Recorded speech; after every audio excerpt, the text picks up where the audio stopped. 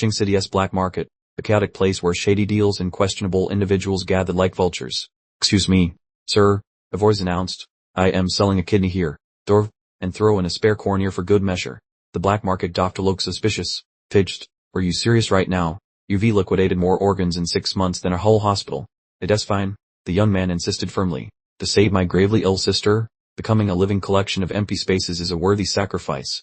"Alright, do we got guts?" "Pidged," the doctor smirked, brandishing his cleaver. "Let us make sure you properly disassembled for profit then."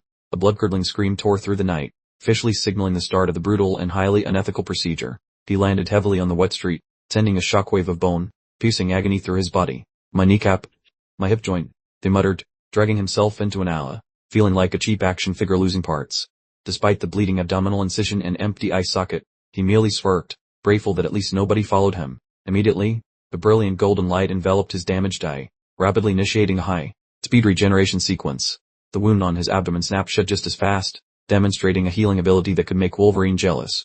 These 30,000, plus the previous amount, should finally cover the transfer ritual. He mused, clutching the wad of cash he'd exchanged for pieces of himself. "The sick sister?" he scoffed to himself while strolling through the empty alley. Seriously, did anyone actually believe that completely fabricated sob story? "That's right, my name is Yulin, a transmigrator, and a bona fide orphan with absolutely no family to save. And this world," Yulin pondered while standing at the gates of the academy, "was definitely not where he expected to land. It truly is a place absolutely teeming with giant magical beasts, weird strange creatures, and so many dungeon instances that basic survival is a daily struggle. That is, until I realized my unique ability, body regeneration, which instantly heals everything and even regrows new organs when needed. I use this incredible ability to sell organs for profit, gathering enough cash to finally pay for the class transfer ritual and awaken my power. Only then can I establish a secure foothold in this incredibly dangerous and treacherous world, and keep a few people I actually like safe from harm. Today," Yulin noted, checking his phone with sparkling bright eyes, "was officially the day of his big momentous ritual." Yulin's classmates noticed him and immediately started whispering, wondering how a broke student like him possibly afforded the class transfer ritual fee. He earnestly explained to Teacher Wang that he had to borrow a considerable amount of money just to get this opportunity. In the back, students gossiped, convinced that if he got a useless class, all his hard-earned money and efforts would have been completely wasted. Teacher Wang patted Yulin's shoulder encouragingly, telling him, "Since you've come this far, just give it your all. Go on inside quickly now." Hundreds of nervous students stood silently in the vast square, all trying to look composed under the principal's careful scrutiny. The principal announced the next student's name in a deep, formal voice that echoed across the waiting crowd. The male student named Gao Dai worked forward, his heart heavy with anxiety over the exorbitant fee and the grim future that awaited him if he failed. "Place your hand on the orb and completely relax your body," the principal instructed, while the anxious student tentatively made contact. The results were announced. He had been assigned the prestigious class of poultry farmer, which, surprisingly, fell under the support category. The principal tried to comfort him with an old saying, insisting there were no worthless classes, only worthless people who couldn't use them. Immediately after, the strikingly beautiful girl with flaming red hair stepped forward, radiating confidence as she called the next name. The crowd instantly erupted in excited cheers, shouting in recognition of their school's superstar, Yujanini. The principal beamed with pride and offered a good luck blessing, which Yujanini accepted with a perfectly composed thank you. The moment her hand touched the orb, the colossal pillar of fire erupted, releasing a terrifying amount of energy that made everyone gasp. The principal first froze in shock before exploding with joy, declaring her an SSS-Rank fire mage and claiming Qingshan Academy could finally hold its head up high, while everyone else descended into pandemonium over the miraculous outcome.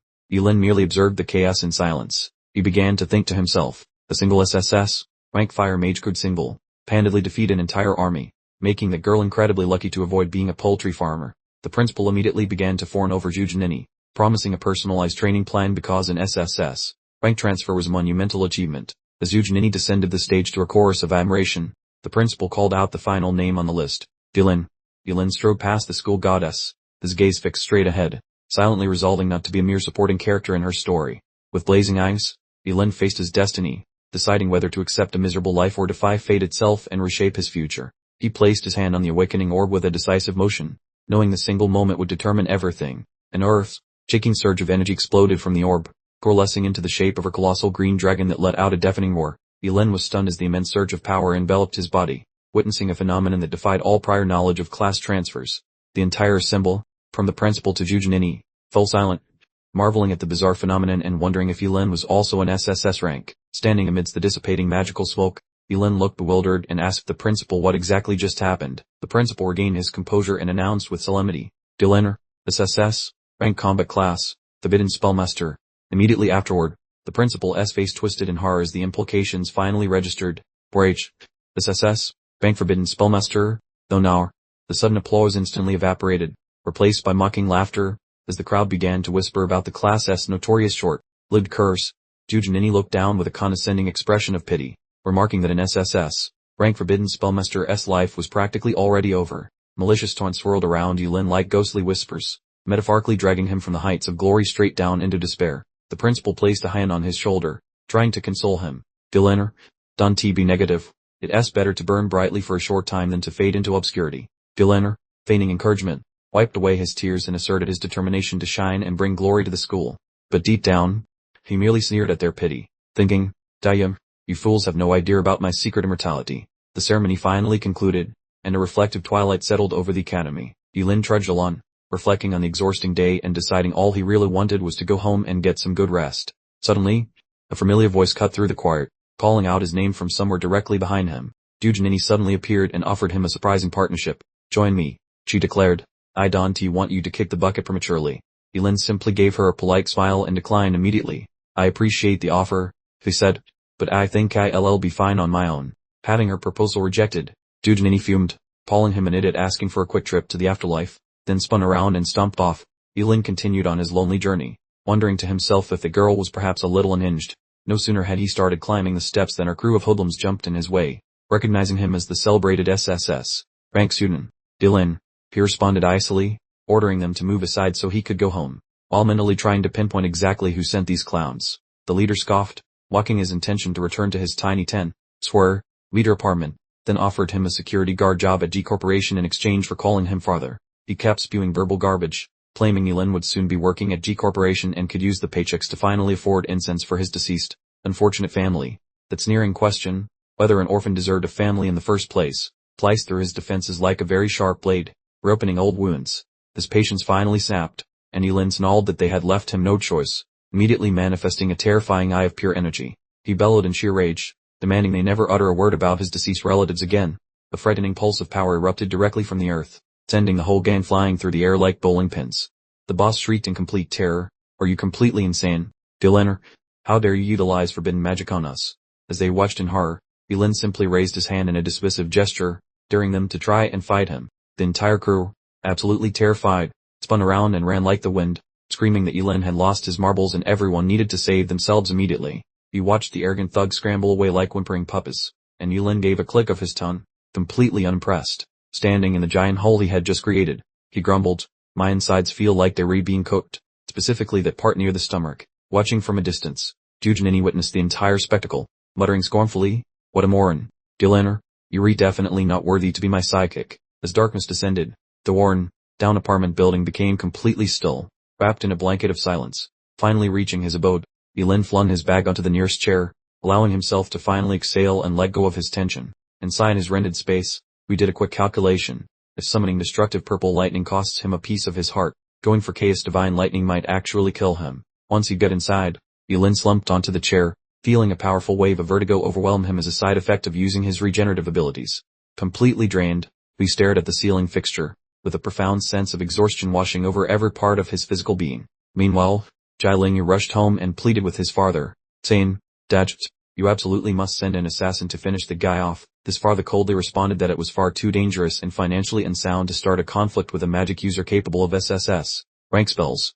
The man extinguished his cigarette, instructing his son to deploy the Jai family's ultimate weapon, monies, to attack the opponent's vulnerable point. The following day at Kinking Academy, every single student assembled for the upcoming crucial examination. Yulin strolled in, stretching and yawning widely, entirely oblivious to the fact that he was the hot topic of discussion following yesterday's altercation. Suddenly, a recognizable voice cut through the air, shouting his name. Dylan, Yahello, wearing a friendly grin, stepped into his path, presenting a breakfast and milk, saying he brought some food for him. Yulin squinted suspiciously, muttering that if one couldn't win fair and square, resorting to poison was clearly the next step, but the young master quickly denied it. Yahello began explaining that Yulin had awakened him like a bolt of lightning, causing Yulin to roll his eyes and impatiently demand he get straight to the point. The young master suddenly dropped to his knees, earnestly declaring that he really wanted to be able to call Yulin his big brother. Yulin stayed in total disbelief, yet Jilin Yu doubled down, insisting that Yulin was a great role model he desperately needed to follow. Sensing an opportunity for profit, Yulin smirked, noting that if this was truly a mentorship arrangement, paying a small tuition fee would only be appropriate. He casually announced the cost while walking away, instructing the young master to transfer exactly $2 million into his account as the initial semester's tuition. Despite being momentarily stunned, Jilin Yu quickly agreed just as the loudspeaker announced that the Nava secret realm had opened. The examination portal, which looked like a deep blue energy vortex, began to activate in the center of the stadium. Yulin's fire-person team, including Jujinini and Gao Deu, collectively recited their pre-battle victory slogan in unison. From high above, Principal Gao and elders from other schools watched, discussing King Cheng's two extraordinary SSS-Rank rookies. The red-bearded elder spoke with heady sarcasm, asking why the principal was so quiet and whether he had suddenly lost his ability to speak. Dissatisfied with the principal's response, the other elders invented various excuses and swiftly departed from the observation area. A loud voice echoed across the stadium, marking the official beginning of the test and commanding all examinees to immediately proceed into the examination grounds. As the lights swirled, Jujinini made one last offer, saying it wasn't too late to join her team, only to receive a short and very blunt refusal from Yulin. Having been rejected, the red-haired girl angrily muttered about his arrogance, concluding that if he insisted on a death wish, she certainly wouldn't interfere. Yulin charged ahead completely alone, plunging into the chaotic space of the portal toward a completely unknown battlefield. He landed in isolation within a dense, silent forest, finding himself entirely separated from every other examinee in the group. Yulin quickly assessed his surroundings, realizing he was the only one present and wondering if the teleportation had randomly scattered everyone. The leopard cat immediately sprang out from the surrounding foliage, but Yulin offered only a dismissive smirk, calling the beast a simple kitten. Yulin raised his hand, gathering electricity, deciding to use the creature as a convenient test subject for his forbidden art, saying it was a perfect opportunity. A massive bolt of lightning slammed down, instantly obliterating the monster, and a system notification box immediately appeared afterward. He muttered about the calculations, clearly expressing his dissatisfaction with the meager amount of experience points gained in comparison to the significant energy cost. A sudden surprise attack caused Yulin to fly backward, but instead of panic, he felt only excitement at the sight of the rapidly approaching horde of shadow monsters. He stomped his foot firmly against the ground, instantly regaining his balance and stabilizing himself for the fight ahead. Yulin stood upright, ready for action, staring down an entire army of roaring shadow monsters that were charging directly toward him. His gaze sharpened with focus, deciding to unleash his ultimate trump card and declaring that it was time to test his new forbidden spell on the whole group. He tensed his muscles, releasing an enormous surge of destructive energy that quickly formed into the shape of a giant ghostly skull. The destructive force of the forbidden spell erupted like a bomb, instantly eradicating the entire charging horde of monsters. Standing proudly amidst the explosion's aftermath, Yulin felt supremely confident in his newly acquired power, ready to face down any other approaching enemy. Yulin fought completely alone, charging furiously left and right as he maneuvered through the encirclement of ferocious monsters. Ignoring the obvious peril, he braced himself, preparing to deliver a truly devastating finishing move. Age a decade in just 5 minutes. Thorpe, realizing the forbidden technique was rapidly eroding his precious life force, but Yulin brushed off his anxiety. Brolin, continue.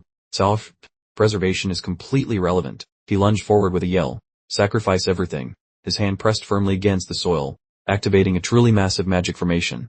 A forbidden spell, world-destroying karmic fire, caused a destructive blue pillar of flame to erupt, engulfing everything in sight. A long string of notifications popped up, confirming countless monsters had just been obliterated in a single, powerful strike. Incredible. I skipped directly to level 3.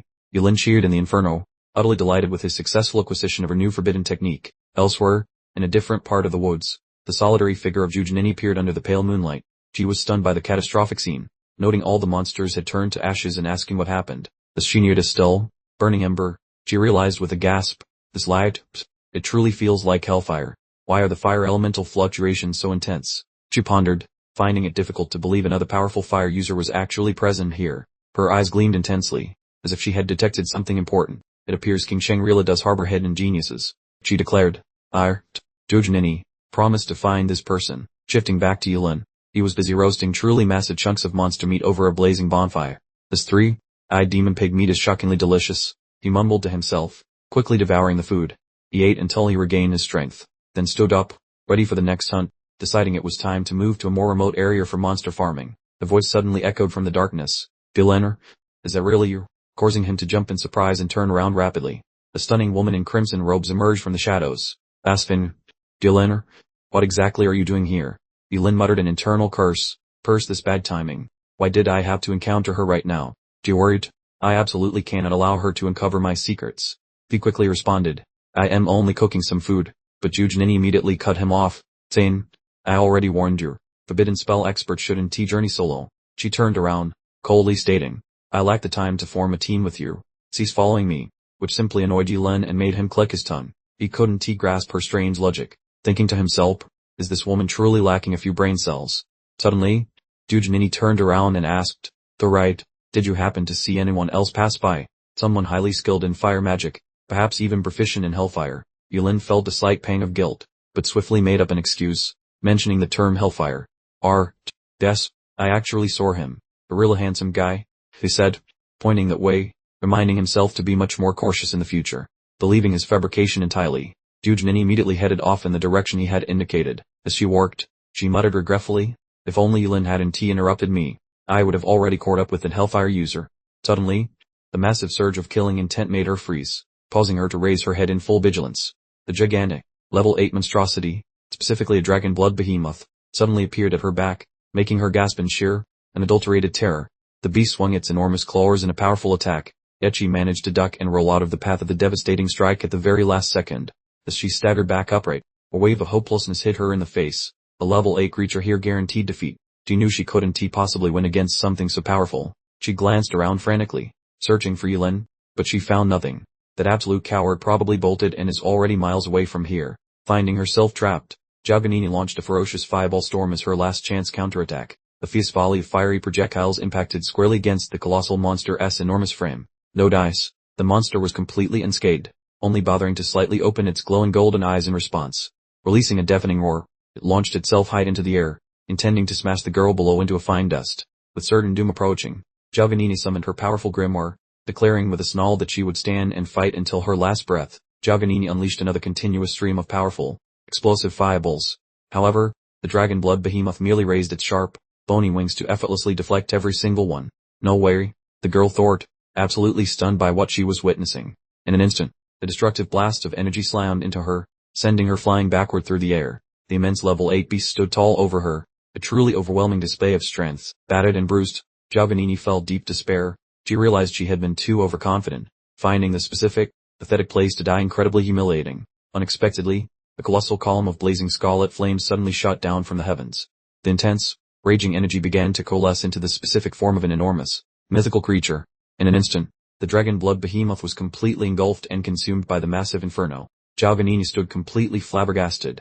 That must be hellfire, she thought, watching the level 8 behemoth get killed in an instant. Looking up, she spotted a shadowy figure standing on a branch. Did you just save me? She asked. Thank you so much. What is your name? The mysterious person, cloaked in black with their face concealed, answered frostily, just call me Lingy. For a brief second, Giovanni's expression flickered between confusion and deep emotion. She rapidly pressed on, Claspit Lingy, where are you studying? You saved my life, so I really need to give you proper thanks. No thanks are necessary, I was merely passing through, the person responded, mentally adding that he strongly preferred to avoid any further entanglements. Noticing him preparing to depart, she instantly scrambled to her feet and shouted, Lingy, hold on for a moment. He turned back, his tone sharp with caution, do not follow me, it is extremely hazardous ahead. Also, I think you really ought to change your attire. That pointed observation immediately caused Giovanni to flush crimson, especially as a large, torn piece of material fell from her upper torso. Completely mortified, she let out a piercing scream before collapsing to the ground in a heap. Staring intently after her fleeing savior, Giovanni swore aloud, Lingy, just you wait. I promise I will catch up and eventually stand right next to you. Meanwhile, Yilen had already sprinted out of the dense forest. He let out a sigh of relief, thinking to himself, she probably won't chase me anymore. What a complete simpleton. She cost me far too much precious time. I need to focus on increasing my level much faster. Suddenly, a new forbidden spell appeared. Thundian, sacrificed 2 years of lifespan to become completely immune to one fatal blow. Yilen was ecstatic, realizing this forbidden technique meant he would never have to worry about being ambushed from behind again. He could now essentially ignore forbidden attacks that required sacrificing a heart or a head. This technique truly is a stroke of genius. Now, absolutely nothing can stop me from grinding levels like crazy. At the same time, in the viewing area, parents were excitedly discussing the final day of the exam. The headmaster of King Academy smiled and greeted everyone, only to be promptly ridiculed by another elder for boasting about having 2 SSS-Rank pupils. The principal responded humbly, expressing his hope that this year's results would break all previous records. Suddenly, the powerful and commanding voice echoed through the room. Principals, It certainly seems like all of you are in quite high spirits today. The newcomer was Zhao Chansin, Kinking City's premier astrologer, who had arrived to visit his daughter. The principal immediately praised, Nai is truly the shining pride of our entire academy. Suddenly, the secret realm's teleportation portal began to shimmer, and a shout rang out. Luft! Someone is actually coming out. The group stared in astonishment, wondering why a participant would exit early when the time hadn't ended yet. Jaganini's graceful figure emerged from the spatial vortex, looking perfectly pristine, as if her attire had just been fully restored. She was shocked to see both her father and the principal waiting, while they eagerly demanded to know her current level. Jaganini confidently declared, I have reached level 12, as a verification board simultaneously confirmed her status as a level 12 fire maid. The elders and principals gasped in sheer astonishment. What? Level 12? Has the record really been broken so soon? Zhao Chanqing playfully teased his daughter, suggesting she easily could have reached level 13 if she had simply stayed longer, but she merely replied that it was just too boring inside. Jaganini's eyes sparkled with renewed determination as she thought to herself, I came out early specifically to hunt you down.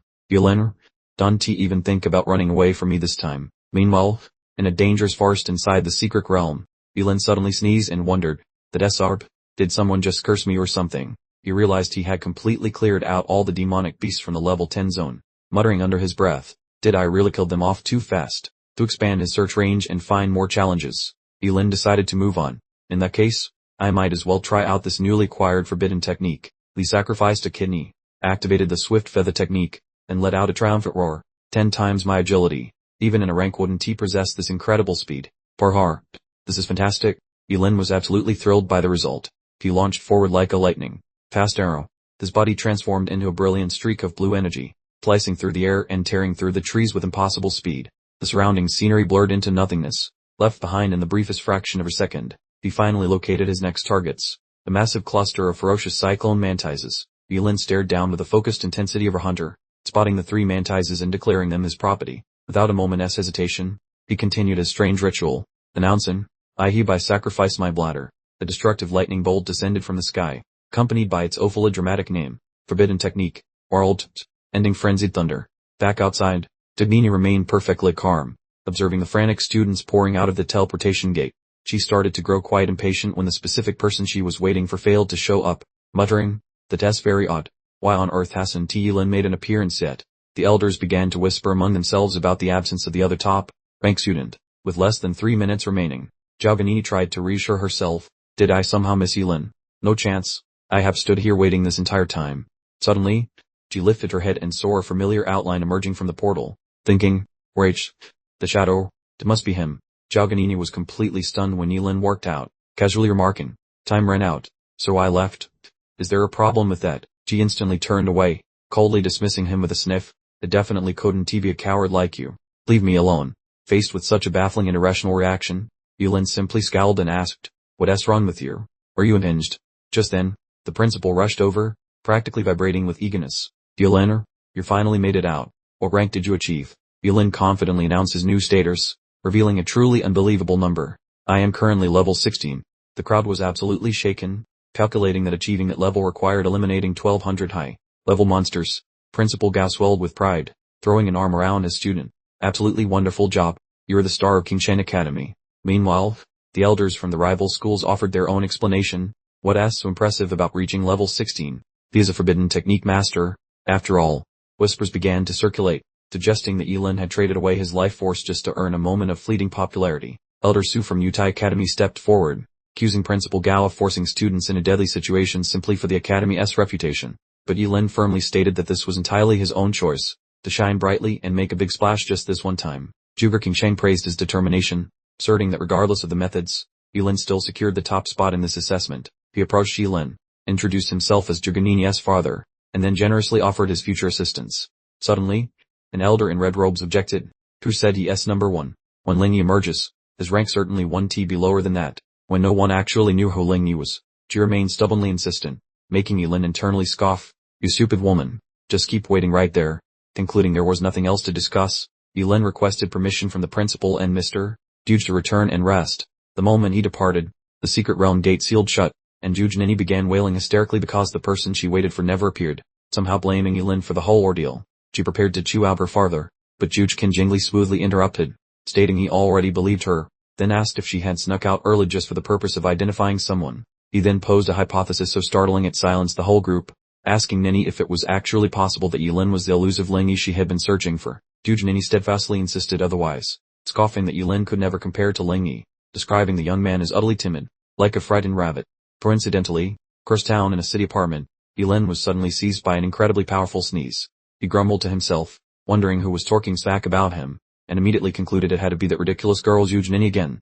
The sudden sound of her knock on the door made him curious, prompting him to wonder who on earth would be looking for him at this late hour. Standing outside was a stranger in a business suit who introduced himself as Manager Wang from the oddly named Brain Boost King Company. The manager immediately skipped the formalities, proposing Yulin become their brand ambassador in exchange for a ridiculously generous sum of cash.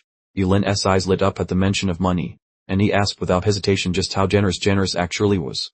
Manager Wang flashed a sly smile, held up a small bottle of medicine, and revealed the shocking figure, a full $3 million. Yulin was left speechless, while the manager continued to blabber on enthusiastically about the product's miraculous supposed effects, thinking to himself that this bargain was easily worth more than his internal organs. Yulin decided to try the product on the spot. We didn't think twice, immediately tipping back his head and chugging the entire bottle of brain tonic in one go. The taste was perfectly acceptable, somewhat sweet, he noted, right before realizing something about the situation felt incredibly off. A little dizzy, he thought in a daze, just before he lost consciousness and collapsed to the floor. Yulin crumpled onto the sofa, while Manager Wang flashed a cunning smile and made a quick call to report to his superior, ordering him to come collect their target. In a dark, secluded location, a subordinate questioned why they had gone to such ridiculous lengths just to capture a single student. Inside the dimly lit room, Manager Wang bowed before another man, who quickly dismissed him, ordering unauthorized personnel to step back. The man bent down to examine Yulin, his voice shaking with astonishment, discovering all the organs the young man had sold him in the past had somehow grown back. He clutched his face in a fit of ecstatic madness, screaming that with this kid's help, he would finally unlock the very secret of regeneration itself. The savage cackle echoed through the chamber as he descended into fantasies of gaining immense power and unending riches. Hearing an unexpected sound, the boss jolted in alarm and spun around in confusion. He was horrified to find Yulin wide awake, exclaiming that his tranquilizer was powerful enough to keep an elephant sedated for 6 hours straight. Yulin remained remarkably calm, crossing his arms and stating he was far more interested in knowing precisely how they managed to track him down. The boss quickly recovered his arrogant composure, summoning his weapon and ordering the kid to surrender, only to pause in surprise as he realized Yulin was also a level 20 class changer. Yulin resolved to take action, deciding there was no other alternative, but reasoned that using fire magic would torch the entire location, so he opted for a less destructive approach. A truly frightening cold aura suddenly radiated from him as he began to chant, "Forbidden spell, Eternal Frost Spear." The boss began to panic as the ice encased him, yelling, asking exactly what was happening and what kind of magic this truly was. He desperately tried to break through using his short blade but found he couldn't even put a dent in the ice, shouting that he refused to believe it couldn't be cut. Frozen completely solid, he let out a final desperate scream, claiming it was impossible, since Yulin was only level 16, and demanding to know what kind of freak he truly was. Yulin settled into a chair with calculated composure. "Okay, let us have a civilized chat about this whole situation. Other than you, does anyone else caught wind of my special talents yet?" Rising to his feet, he fixed them with an icy stare. "Fine. I suppose I'll accept your explanation for now. Let us wrap this up without further delay." The powerful fist rocketed forward, tearing in on the frozen figure. The sculpture of ice and the individual trapped within both exploded into a million shimmering pieces. Yulin turned on his heel and departed, internally groaning. "Ugh. After downing that vile concoction, I am pretty sure I'll need to write off my entire digestive system." The darkness quickly swallowed up the remaining lackeys, who were dispatched in less than a heartbeat. Yulin seized the trembling Manager Wang, the only one left standing. "Start torquing," he commanded. "Who exactly gave the orders here?" Confronted with a terrifying crackle of electricity in Yulin's palm, the manager immediately crumbled, agreeing to spill everything. "I'll torque, I promise." He began to weep openly, blubbering that their leader was Kensen, the undisputed ruler of King Sheng's criminal element. The name struck a chord, making Yulin ponder. Kensen, tough. Well, this just went from messy to genuinely complex. Back in the King Sheng black market, the formidable boss stared icily at his underling, demanding clarification. "Excuse me, what exactly did you just tell me?" Kensen was absolutely stunned by the news. Jaihu vanished, after going to handle a simple, broke college kid. He scoffed in disbelief. The hairless henchman continued. "By the time our team reached the location, the farm was completely incinerated, clearly the work of a fire element user." An explosion of fury shook the room as Kensen shattered the tiles, bellowing, "Find him, search everywhere, investigate instantly, no expense spared." Simultaneously, Jialinyu enthusiastically greeted Yulin and his sprawling estate, blissfully ignorant that the supposedly penniless student was standing directly before him. Adopting a self-important air, Yulin brushed aside the mention of funds, Now that you address me as older brother, you're officially my menin, so a little thing like cash is irrelevant. Yahello slung an arm around Yulin in a familiar gesture, ushering him inside and pretending they were lifelong friends. However, internally, Yahello scoffed, thinking, father was right, this guy is laughably naive and uncomplicated. Yulin was busy with his own secret plan. ILL lay low inside the Jai mansion. He figured, I highly doubt Kenson would have the audacity to send his goons here to grab me. The moment he set foot in the grand entrance, Yulin found himself absolutely flustered by the seemingly endless procession of stunning servants greeting him. He couldn't stop himself from marveling at the truly extraordinary and opulent existence enjoyed by the privileged elite. Yahello leaned in with a suggestive whisper, older brother, see one you fancy. I'll have her dispatched to your chambers tonight. Yulin declined the suggestion, prompting Yahello to insist he get dressed for an important upcoming function. Yulin pressed for details, but Yahello simply offered a cryptic grin, stating, all will be revealed once we arrive. They pulled up to King Sheng's most prestigious annual auction, renowned as the pinnacle of luxurious gatherings.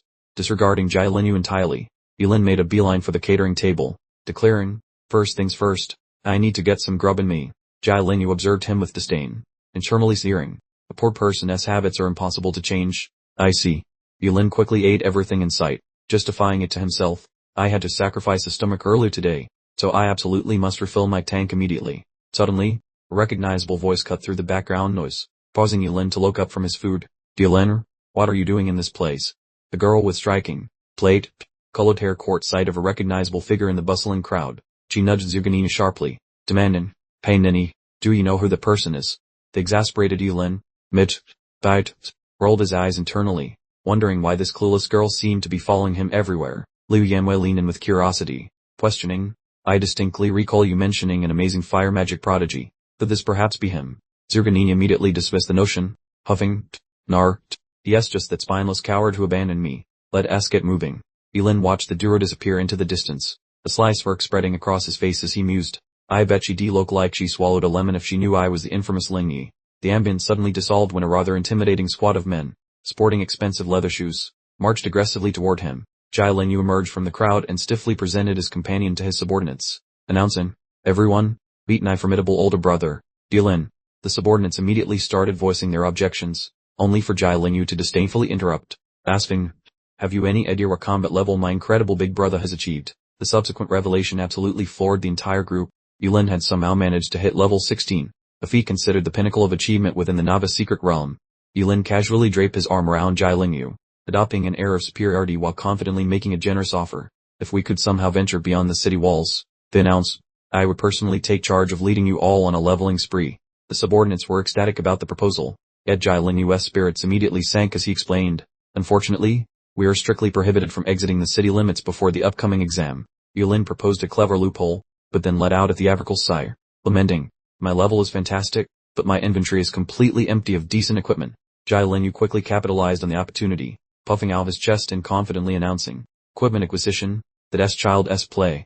Inside a truly extravagant auction hall, Yahello made a lavish pledge, asserting, just help me level up, and consider everything you want here to be yours, courtesy of me. Yulin adopted a look of mock astonishment as Yahello adamantly clarified that his father was willing to finance anything in exchange for achieving high scores in the upcoming test. The spotlights illuminated the main platform, revealing a poised female auctioneer who stepped forward to warmly address the gathered crowd. She presented herself to the audience, stating, my name is Ching Ching, and I represent the esteemed Zhenbao Auction House as your host this evening. As soon as her initial greeting concluded, the spacious hall immediately erupted in a wave of appreciative, enthusiastic applause. The initial item was unveiled. It was an epic fire element skill scroll, beginning with a minimum bid set a hefty 500,000 credits. Bids immediately began flying from all directions, rapidly pushing the price upward to 600,000 credits within the blink of an eye. As the bidding war heated up, Jiverkai King remained perfectly calm, nonchalantly shouting out an astonishing 3 million credit bid that left the entire crowd speechless. Tucked away in a corner, Yulin secretly scoffed at the extreme extravagance of the wealthy elite, feeling superior because as a forbidden spellmaster, he didn't rely on purchasing skills to succeed. Yahello nudged his older brother, currently operating under the alias Lingyu, and told him to raise his bidding paddle if he identified any particularly valuable items. The auctioneer King announced the next item for sale, the Imperial Dragon Ring, a legendary artifact considered a supreme treasure, starting with a base bid of 2 million credits. The entire room immediately exploded with activity as bids were rapidly and continuously placed, reflecting the fierce competition for the item. Yulin couldn't hide his smirk. He immediately recognized the ring's true worth and gave Yahello the explicit order to begin bidding. Yahello turned obediently to face his father, and the powerful man in charge simply granted his permission with a single, affirmative nod. Chairman Jai boldly announced an 8 million credit bid, all while secretly plotting that the item would eventually return to the family's possession once Yilin inevitably met his demise. With victory seemingly within reach, the auctioneer announced the 8 million credit bid for the second time in rapid succession. Without warning, a new voice pierced the silence, declaring, "I offer 10 million credits," revealing the bidder as Ken Sen, the shady mafia kingpin strutted alongside a gang of meatheads. Old Pops froze when he saw the party crasher, asking himself the reason such a famous thug showed up. Yulin jumped seeing Ken Sen, definitely the final guy that youth hoped to bump into today. He spun around faster than a top, whispering that the scary boss must not spot his handsome face. Jai demanded some answers, but Ken Sen snarled that he murdered those goons, then asked for a polite explanation. Till he lied, Chairman Jai boldly pushed the price to 12 million, making the sale a struggle for respect. The villain grinned, took the bait, and promised he would keep playing this stupid game until the very end. Elsewhere, a minion told Ken Sen that the creepy car definitely went back to the Jai family's big fancy house. Holding the proof, Ken Sen wore a mask, his eyes full of spicy rage, vowing to raise the Jai clan while things were heating up, costing 12 million big ones. At last, Chairman Jai gave the shiny jewelry piece to Yilin, wondering if the kid liked the pricey toy he bought. Once the scary man vanished, Jai Linyu asked his dad who that grumpy fellow actually was. Yilin quietly told the old boss to watch out, since tall trees always get hit by wind. That fancy dragon ring boosts your magic stats and gives the lucky owner 10 points of pure gambling luck. Yilin said he would train the boy, so the happy chairman offered to pay regarding every piece of gear. Back in his bedroom, the sleepy but hyped Jai Linyu begged his big bro to pick some stuff. Lots of goodies were shown, including the thunder, powered ring, the moon, Mel jewelry piece, plus those yin, dang twin armbands. Yulin grinned, grabbing everything, mostly the bracelets that hide his secret power to heal like a lizard. The boy gripped that starful blade, the godlike tool that gets way stronger whenever stars come out to play. The massive Azure Ghost Tiger yelled in back of Yulin while he claimed they would be totally unbeatable now. Meanwhile, Jujanina sat in her bath, grumpy and asking why the Jai family liked that scaredy cat Yulin. She guessed that wasting a fortune on a loser must mean they are planning some super evil secret. Suddenly, the servant walked in, saying Liu Yanwei was here with news concerning the human she really wanted. Jujanina looked happy instantly, telling them to stay put, hoping for a juicy update about that Lena guy, wearing an expensive black gown. She asked Yanwei directly if there was any fresh gossip regarding her Lena. Yanwei showed off her friend, saying, "Manish, lead detective Ju Jiahun, who knows things about your Lena." The girl asked again nervously, but the detective told her that he had nothing but bad news. Detective Ju Jiahun mentioned a huge fire at the farm, where all the clues led straight back to Lena. "No way," she yelled, arguing that a mean killer would never have rescued her from that big mess. Yanwei attempted to quiet her upset buddy, whereas that snoopy detective questioned further concerning Lena's hidden romance. The lead's report included a wild claim, suggesting Yulin and Ling are identical. The girl hopped up like a caffeinated kangaroo, shouting Yulin seems cowardly and isn't he actually Ling Yi. Puan's peepers turned a bright violet to catch any fibs, asking if she was really for real. Relying on that magical lie detector, one agent dropped every concern and departed alongside companion Liu Yanwei. In another spot, Ling Yu joyfully dragged Yulin toward the facility to try out some novel gear. Working up, Yulin requested a 40-tier gym despite only having 16 levels. Seconds later, he stood alone in a giant hall packed with elite robots ready to fight. A gazillion tiny red light bulbs flickered on as those metallic punching bags decided to strike back, clutching his blade while smirking. He saw no lenses nearby and decided to unleash his full power. He swung his blade, screaming a super edgy attack name about roasting his previous incarnations. One simple swing unleashed a gigantic wave of blue energy that deleted everything nearby, chilling in the middle of fresh scrap metal. He nodded and decided to break more things. In the lobby, Lin Yu told the desk girl that Yulin was a superhero. The teen strolled out and complained the high-level room broke too easily, so he wasn't paying a cent. Afterward, the duo simply wandered off, making the office girl stare in complete and utter shock. Feeling like something was fishy, she spun around fast to check out the practice chamber. What she saw made her jaw drop, as the once fancy hall now looked like a trash heap. Over at the Jai estate, a couple of bouncers were acting very tough while watching the entrance. Whoosh! One miniature venomous spike flew across wind currents and pierced some sentry right in his jugular. The other sentry freaked out and asked why his buddy was suddenly taking a nap on the floor. The fellow froze like a block of ice right before he also hit the dirt. Within those walls, the Jai patriarch startled at the racket and yelled to discover the cause. The elderly servant scrambled in, panting and begging the boss to flee immediately. However, the poor guy didn't even finish shouting before hitting the deck with a dramatic yelp. Some random guy materialized, grinning quite wickedly. "Hey Pops, our reunion is finally here." Identifying that villain as Ken Sen, one dad yelled while pulling out a weapon. So, the killer acted more swiftly, flooring the old fellow with zero effort. The dim real abroad P. Shooter to a super human brawl. We chuckled, The nervous lackey scrambled inside with the news. Chief, they vanished like a free buffet. The boss screamed about the losers escaping. So drive this guy out and kill him later. Meanwhile, the heroic duo of Yilin and Yahello headed toward their fancy home. Why is it darker than our cave in here? Did the electric company quit? Yahello wondered. Yilin froze instantly, his spectacles flashing with a vibe that promised zero mercy. I smell iron and trouble, he shouted while sprinting inside like a track star. Yilin reached for the toggle, prepared to illuminate whatever nightmare waited in the dark. Brightness flooded the room, showing a messy floor covered in a pile of very dead dudes. This must be the wrong address because this is not my home. Yahello gasped, while Yilin told him to be cautious. Yahello bolted further in, shouting for his father and old Uncle Fu with total desperation. Scouring the mess, Yilin grabbed a scrap of parchment and beckoned his pal over to check it out. He passed the mysterious note over to his buddy to share the discovery. The note demanded that he bring Yilin to the bazaar to save his dad, otherwise the old guy would lose parts every few hours. Yahello smashed the paper into a bowl, screaming that he would turn Kensen into fertilizer. Yilin said this mess was his fault, but Yahello snapped back that he intended to handle the rescue personally. Since his friend would not listen, Yilin chopped his neck while he was shouting about how he had her go. Catching his fluffy companion, Yilin muttered a vow to bring the kidnapped elder back in one piece. He tucked the snoozing Yahello into a comfy mattress for some much needed rest. Yilin looked ice cold, whispering that Kensen was about to learn why you never annoy a suicidal magician. Tucked away in a grimy alley, a spooky skull logo sat painted on a crumbling stone surface. The secret bazaar in King City was crawling with bouncers who forgot how to smile. The dark silhouette drifted down, landing softly like a ninja on a mission. Yilin started a sneak attack, rocking a mask and jewel blades like a badass. Perched high up, he figured his speed was the only thing hiding him. A creepy grin suddenly appeared in the shadows and shocked Yilin, who wondered how they spotted him so quickly. Henchmen surrounded him with pistols, asking what century he lived in and why he was lurking in the dark. Red dots covered his chest as he realized those fancy heat-sensing cameras had ratted him out. Trapped. We chose to stop being sneaky, whispering that a direct charge was the easiest way to handle this mess. Yilin let out a powerful scream, activating the forbidden burning samsara technique, which involved trading his left arm for a tremendous surge of dark energy, a rather steep price for a single move. Disguised as a frail, elderly man, Yilin clutched his side with a dramatic wail.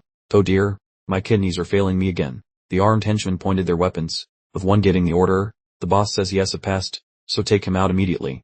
Yilin performed an acrobatic flip to evade the hail of bullets, causing several vials of mysterious medicine to spill out of his pockets. The massive explosion of terrifying purple energy completely engulfed the surrounding area in a blinding light. The subordinates could only watch in stunned silence as figures disappeared completely into the swirling vortex of power, reverting to his actual form.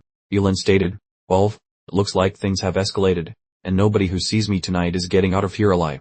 He charged forward aggressively, challenging the unseen enemy. "Kensen, your master has finally arrived." Suddenly, one of the subordinates appeared from the side, unleashing an attack called Wing Magic. Wind Blade. Yilin skillfully dodged the surprise attack, internally acknowledging, "Wow, that was surprisingly quick." He rapidly analyzed his attacker, concluding, "A wind element awakener, at least level 30 or higher." Two new figures blocked his path, with one scoffing, "You little brat, showing up here by yourself? Are you truly that eager to die?" Yilin drew his sword with a sharp gaze, simply replying, "I am afraid you're out of luck, since I brought my weapon to the party."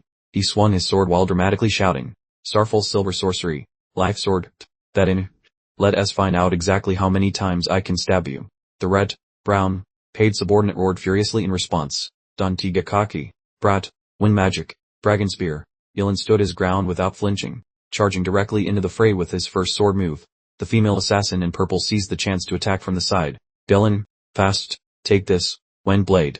Yilin spun to avoid the blow and instantly countered with his second sword technique. The female assassin sneered dismissively, "You're really fast, but were you trying to give me a back massage?" Yilin charged forward confidently, declaring, "Done T warrior, just wait and see, you haven't T even begun to understand my swordsmanship yet." He unleashed the third sword, which violently collided with a red, paid subordinate's weapon. Despite facing two opponents simultaneously, Yilin didn't T back down and executed the fourth sword. He unleashed a barrage of continuous strikes, from the fifth to the eighth, completely overwhelming the battlefield. Another subordinate screamed in horror as he watched his comrade fall. "Seventh brother." Yilin calmly looked at the energy orb in his hand, commenting, "Looks like that eighth strike was perhaps a bit too powerful." The remaining subordinate fell to the ground, stammering in utter despair, "How can this be happening? What kind of swordsmanship even is this?" Removing his mask, Yilin coldly replied, "It's really none of your business." With a quick flash of the sword, the female assassin shrieked in terror as she saw yet another one of her comrades fall. "Fifth brother." She screamed hysterically, her terror boiling over into a desperate accusation, "You are absolutely not human. You are a total devil." With her dying gasp, she managed a faint devil, before dramatically dissolving into a small, yet impactful, pile of dust. Villainer, with the silent precision of her ninja chef, meticulously formed hand seals, his killing intent coalescing for the grand finale of bad news. With a nonchalant pivot, he departed. His early pronouncement, a casual nobody-s punching out alive tonight. Folks, remember I said that, now chillingly sealed their unfortunate fates. The thunderous detonation suddenly echoed, the formidable partition instantly dissolving into rubble from an unseen, aggressively powerful surge. The few remaining henchmen bolted, howling with existential dread as their physical selves commenced an unsightly, piecemeal vanishing act. One particularly distraught fellow shrieked, "This guy is unkillable." Reaching the staircase base, a newly energized Yulin initiated his next perilous quest, audibly numbering his weapon strikes. Simma to the first, then Simma to the second. Though a bit scruffy, a playful twinkle sparked in his gaze as he cheerfully warned the escaping target. "Seriously, stop fleeing, or I must restart my entire numerical sequence." Without warning, his visual focus snapped rigid, like someone encountering a particularly bizarre, entirely unpredicted anomaly. Yulin's trajectory was suddenly impeded by a formidable, very tall silhouette, revealing itself as Jiazu Kai, the notorious level 42 black market grandmaster from King City. "Alright. Sword, what's your magic power?" The assailant probed with bewildered interest. "You look like Rokul, but refuse to actually stay dropped." Yulin, gasping for air, cleverly soared to gain moments. "Kindly disarm yourself of that formidable chopping implement initially, then I might reveal something." "Right then, I suppose I'll just dispatch you immediately and examine the fascinating bits at my leisure," thundered Jiazu Kai, hefting his immense battle axe before hurtling ahead. The thunderous boom resounded, and the very terrain instantly fractured into myriad pieces, utterly failing to withstand the blunt, disrespectful power of the immense strike. With peril squarely in his face, Yulin toppled on a nefarious, forbidden sorcery, the aptly named Phoenix Cycle, causing shadowy, potent energy to vigorously emanate from him. Jiazu Kai simply scoffed, remarking, "So, the mystical dabbler, beige, trading vital moments of your existence for some fleeting strength. What a sensible move. Seriously, what's your predicted expiration date?" Both opponents swiftly met, their implements of destruction striking with incessant vigor in a lightning, fast engagement. Yulin emitted a gush of sanguine fluid, his mind acknowledging, truly, an elite individual, designated Awakener, with their impressive tier 42 rank, is a particularly potent foe. Magician, employing an actual blade. Jiazu Kai merely snorted, announcing, "My friend, your proficiency with a blade persists in being quite inadequate."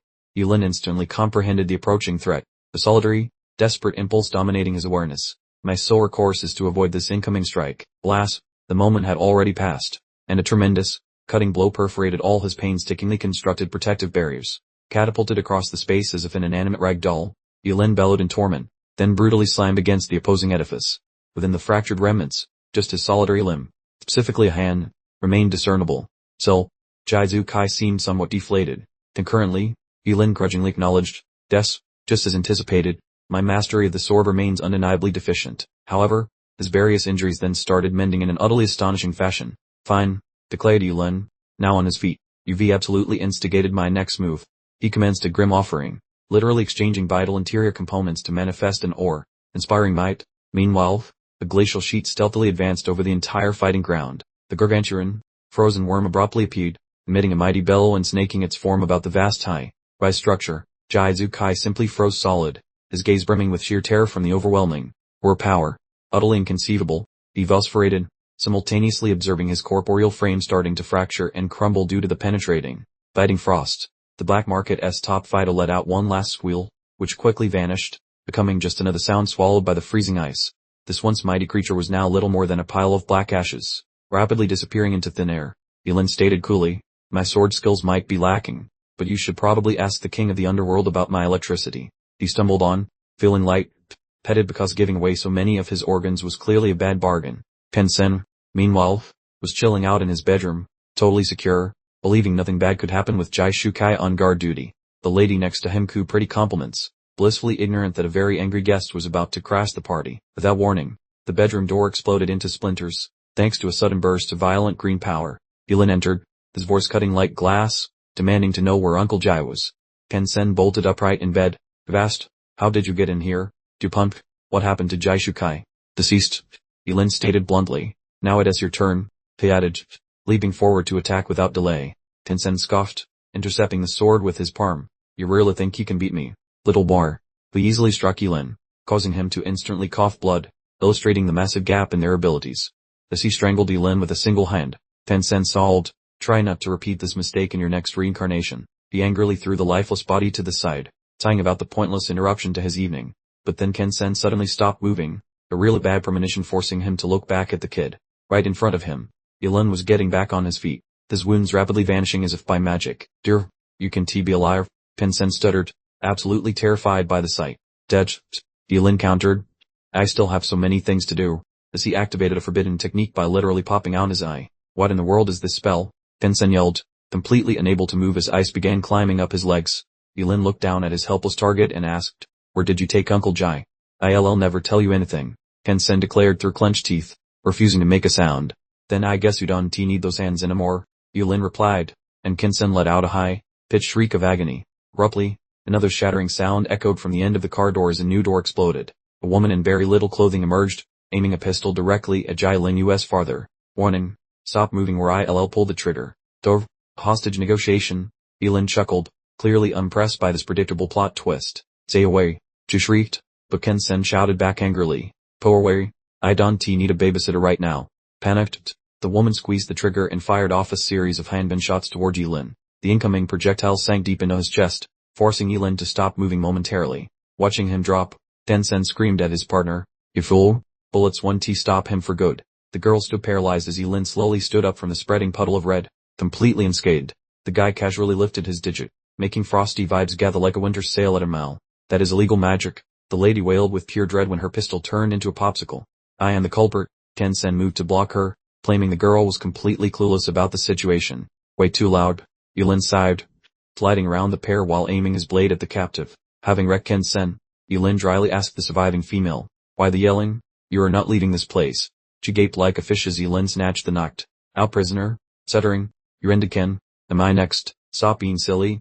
I do not murder ladies," Yilin grunted, throwing the old man over his shoulder. "Beat it." Abandoned in the wreckage, the girl could do nothing but blink stupidly at his walking silhouette.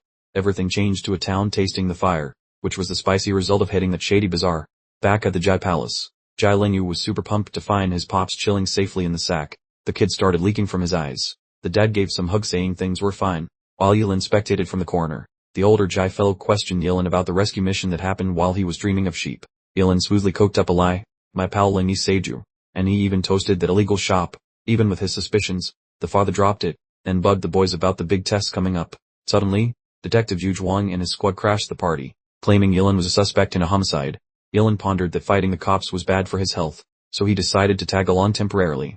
Jai Lingyu threw a tantrum, but Yilin told the dad to pay the bond and was promised the fanciest attorney. Simultaneously in another spot, the door got kicked in like a scene from an action movie. Helper strolled inside to update Yujinini, saying, "We finally got some spicy intel on Lingyi." Yujinini jumped up with sparkly eyes. They spotted him, but the aide mentioned that Officer Huan was waiting for her below. The staff member sneaked into the corridor, letting out a couple of suspicious little hacks and wheezes. In a different area, the shady helper gripped his mobile, whispering that he never expected Yilin to take down Ken-sen alone. Yilin was hauled off to the King City cop shop, where a bunch of annoying questions were surely waiting. Within the chilly questioning chamber, some dude wearing a dark blazer stepped inside to stare down the hero. Staying cool as a cucumber, Yilin stated, "I am keeping my mouth shut until my legal eagle shores." The cops irked. "You are one cocky little brat." He snatched Yilin by the shirt, barking, "Sork, where is the stuff?" All Yilin asked what thing. "Put the act. Give me the key you swiped from Ken so you can live," the officer yelled, before smashing him against the bricks. Even though he had no clue what the guy meant, Yiliner, quite the fabricator, decided to spin a yarn, proclaiming, "I've got the key, folks, just a friendly heads up," he added.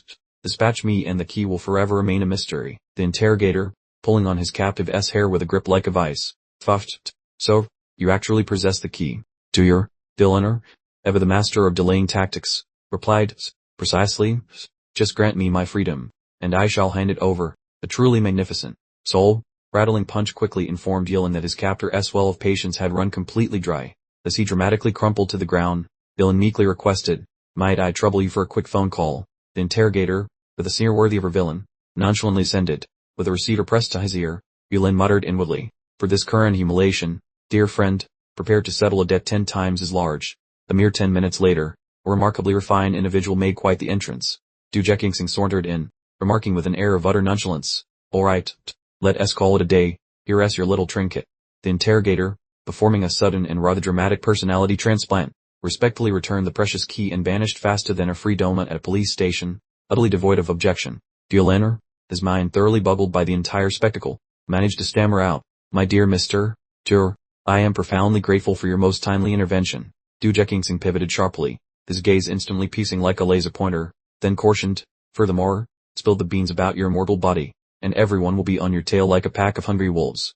A chilling, decidedly homicidal thought instantly flickered through Lin's mind, his most guarded secret now out in the open, making him ponder. He knows my big quirk, perhaps a swift, decisive elimination is the next logical step. He feebly attempted a denial. "An immortal body, you say? What on earth are you blathering about?" But Jaekyungsing simply offered a knowing, infuriating smirk, casually observing, "Dwarf, the lovely, homicidal glimmer in your peepers a moment ago spoke volumes, confirming my suspicions entirely." Confronting a rather cautious Yulin, he then unveiled a truly astonishing proposal. "Tell me, Yulin, how would you feel about becoming my esteemed apprentice?" Jaekyungsing's abrupt proposition left Yulin utterly flabbergasted, sputtering, "Hold on, become your personal pupil." Yulin remained thoroughly perplexed by the cryptic burden that the encyclical astrologer had so casually alluded to moments before. Without warning, Jaekyungsing dramatically produced a shiny key. This instantly sparked a puzzled thought in Yulin. "Didn't you, just moments ago, hand that exact key to him? Dor, that was a mere decoy," he cheerfully elaborated, gently placing the authentic article into Yulin's palm. "This, my friend, is the genuine, ancient key to the apocalypse." He then unveiled its true nature, a supreme artifact of immense power, designed to unlock mystical energy portals peppered across the entire globe. Yulin gazed intently at the archaic key, now sensing the undeniably heavy burden of impending fate settling squarely in his hand. Despite begrudgingly accepting the apprenticeship, primarily because his options were somewhat limited, he still felt a significant tremor of self-doubt, confessing, "I honestly don't know if I am cut out for such a monumental task." Jaekyungsing, with a reassuring pat on the shoulder, "Indeed, there is actually one more rather significant responsibility I need to impart to your care. After I inevitably kick the bucket," he stated with a cheerful, somewhat unsettling smile, "please look after Nine splendidly for me." Yulin found himself utterly flummoxed by this utterly unforeseen and bizarre request. He awkwardly raked his fingers through his hair, attempting to redirect the conversation. "Dorv, my esteemed master, you'll undoubtedly enjoy a remarkably lengthy existence." Jaekyungsing simply let out a booming, full-throated laugh, advised him not to get ahead of himself, and then the pair promptly exited the rather chilly detention chamber. Moments later, the action swiftly moved to the truly magnificent Juge family mansion. Juge Nini, having just breezed through the front door, was absolutely livid, exclaiming, "This is utterly preposterous. How could father possibly take on a sniveling wimp like you as a cherished student?" Lounging on the cushions, the young man suggested she pass to the old fellow for the truth instead. Nini sprinted toward her father as he descended the stairs, asking what this loser was doing in their parlor. Old Juge didn't he just confess? He dropped a truth bomb that Yulin was the secret hero she admired. The girl smirked with a look of pure disgust, claiming that her dad had clearly lost his mind. She spun on her heel and declared the house wasn't big enough for both, then left to find the real deal. The old man comforted the boy, mentioning that the brat was basically untouchable in this town despite her ego. He mentioned the big scary test was approaching, then handed over a mysterious package that might keep him from failing miserably. Yulin opened the gift, asking what kind of treasure was hidden inside. Inside sat a magical disguise kit for identity theft, making the boy grin while thanking his mentor for the loot. At the meeting spot, Lingy waved her arms like a maniac, touting that her favorite brother had finally arrived. He bragged about the new partnership, but Nini stood nearby talking trash about how her father was totally scammed. Lingy jumped to the rescue, telling the grumpy girl to stop throwing dirt on her brother's perfect reputation. The school bus finally pulled into the big assembly area. The headmaster stood before the anxious crowd and gave a fiery speech about nailing the upcoming survival test. The mob yelled out in one giant voice, "Screaming for when." It took about half an hour for the whole line of cars to reach the massive front gates of the city. The kids had never seen such a giant wall before, so they all started gasping and pointing like total tourists. Yulin nudged his partner, telling her to stay glued to his side and follow the script once they left. The boss explained the first challenge involved walking 10 miles through a forest filled with hungry, biting monsters. The heavy iron doors groaned open, sounding like a thunderclap across the landscape. Yulin and his two companions stood at the very front as the grand finale finally kicked off. The mob rushed out like people running toward a free buffet, while Jude screamed about finally beating his rival. Watching from the high ramparts, some old-timers noted that last year's crop was tiny, expecting even fewer survivors this time. Dao stroked his chin hair and looked smug, betting that at least 2 of his kids would get into college. The moment they hit the dirt, the lovely perfume of rotting monster guts hit their noses like a wet sock. A level 11 lizard with a serious attitude problem showed up and screamed, making everyone's souls leave their bodies. Seeing the beast's gnarly teeth, the terrified students chose the noble path of running away while screaming like small children. High up on the ramparts, the ginger veteran sighed at how pathetic and soft the current generation of heroes seemed to be. In the middle of the scramble, Someone yelled for everyone to move before they charged headfirst at the scaly beast. Suddenly, a guy with blue hair popped up and delivered a surgical strike, turning the scary lizard into a pile of sushi. The old-timers were shocked, wondering if that illegal Mage Yilin hits level 16 without even trying. Our guy Yilin just lounged around like a boss, barking, "Ling Yu, scoot over then end this fight." The boy Jai Ling Yu hopped to it with a wide grin, as those other students gossiped about Yilin's big brain plays. While Yilin crunched numbers in his head, the feisty redhead glared, swearing, "Just you wait, I will totally crush your score next time." Led by Yilin's tips, the duo kept clobbering every nasty creature that dared to cross their path. Hitting level 8, Jai Ling Yu joyfully hollered, "Big brother, you're officially my only boss from now on." Yilin kept it cool, saying, "Put the party because the local trash is gone and we must dive deeper." Level 20 mobs gave Jai Ling Yu the jitters, but Yilin said he could handle the heat easily. From a distance, the testing site looked like an ancient ruin having a party with modern glass skyscrapers. High atop the ramparts, and Master Gao started sweating once he saw Yilin plus Jai Ling Yu walking into the high-risk murder area. Groups of winged creatures bolted from those trees, which usually means some big fight is about to start. The duo sped up, diving headfirst into the spooky parts of the map that nobody explored yet. Right on cue, Perry wolf dudes plus grumpy green monsters stepped out to be annoying speed bumps. Yilin calmed the nervous Jai Ling Yu, saying, "Do not fret, big brother. I cherish my own skin too much to die today." He muttered sacrifice, prepping to unleash a soul-sucking blade move. A massive wave of azure doom exploded, deleting everything in the vicinity without a second thought. Staring in disbelief, Jai Ling Yu asked, "Big brother, is this overkill method how you normally hunt?" Yilin stayed icy, mentioning, "This is nothing. The real gore fester's not even started yet." Suddenly a referee blocked the way, warning, "You are not allowed to leave the playground during the test." While Jai Ling Yu panicked about the rules, Yilin just said, "Okay," as if he actually cared. Suddenly, Yilin felt a deadly vibe, causing his eyes to narrow into sharp slits. He screamed at the back of the clueless official, "Watch your 6 right now." The guy laughed it off, claiming, "I have 20 years of experience and will not fall for your childish pranks." Behind him, a level 33 goblin hero appeared and let out a roar like a rock grinder. The man turned ghost white, screaming, "Run, that monster is way too high level." During the mayhem, Yilin told his friend, "Sram, I will play the hero distraction." He gave Jai Ling Yu a swift burp, barking, "Whenever I say bolt, just move and stop torquing." Facing the beast solo, Yilin knew killing it without revealing his secret sauce would be tricky. Seeing no choice, he prepared another forbidden hex, whispering, "Sacrifice." Sudden rain. Simultaneously, that frantic official decided it was high time to launch a bright red emergency signal. The rocket of desperation zoomed skyward, closely followed by a sound resembling his pleading shriek. The emergency beacon flashed its brilliance for a second, then vanished into the dark cloak of night. Yilin mused internally, if only he had gracefully fainted, sparing me the trouble of covering my tracks. Why the dramatic flare launch? Honestly, all of a sudden, the massive goblin champion let out a deep rumble, sensing some fresh meat had wandered into its territory. "Oh gooder, a pair of them. Were they polite?" The 2 inspectors who just arrived instantly assumed combat stances. The lady with the fiery hair yelped, "Trouble brewing," while her partner advised, "Test subject. Tram quickly now. We really don't wish to accidentally turn you into abstract art." "Right then," Yilin confirmed, hoisting the clearly ailing inspector onto his back. "This poor soul is banged up. I am getting him out of here." As he dragged the man toward the shadowy edge of the thicket, a sly grin began to stretch across his face. "See, a brilliant scheme is forming in my mind." He produced a minuscule container, mumbling to himself, "What marvelous timing to finally test out this fake skin contraption."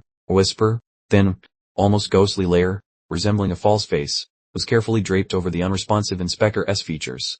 Instantly, Yilin sported an entirely novel visage, exclaiming with genuine glee, "Not bad at all, this is quite entertaining." Meanwhile, the 2 official guardians were braced for a brawl, the woman commanding, "Dispatch this thing swiftly. We absolutely cannot allow it to interfere with the final assessment." The male inspector snarled at the monstrous foe, "You disgusting brute, how dare you interrupt this important final examination?" Just at the critical juncture, Dylan, now in his assumed identity, dashed over, shouting with over the top enthusiasm, "Comrades in oversight, assistance has arrived on the scene."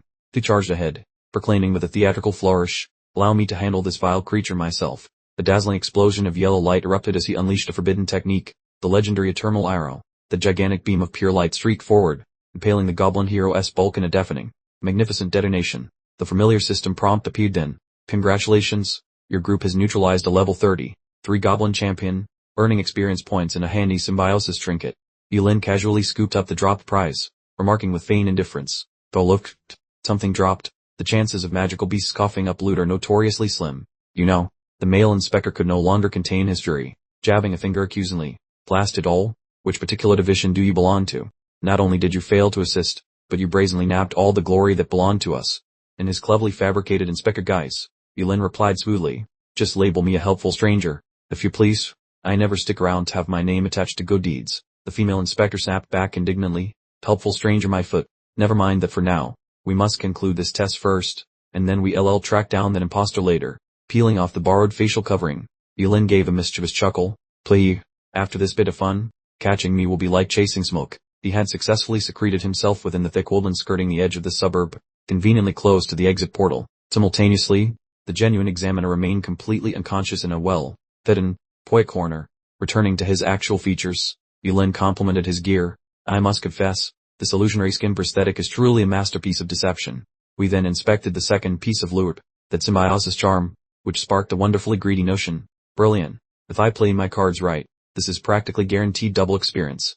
Suddenly, a truly desperate yelp for rescue pierced the relative silence of the surrounding woods.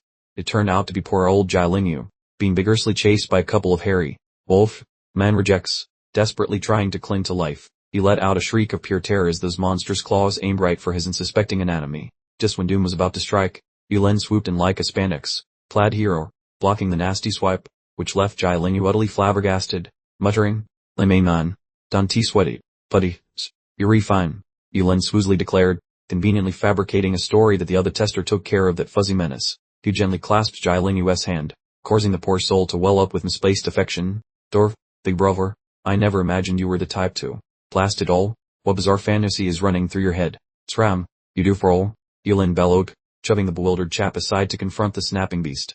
He then whipped out the dreaded necromancer's secret, the left, draining blade dance. Tearing up for one massive, sweeping flourish, the electronic voice announced that a low-level Anubis guard, mere level 13 fodder, had been vanquished, and the spirit-linking perk had just kicked in.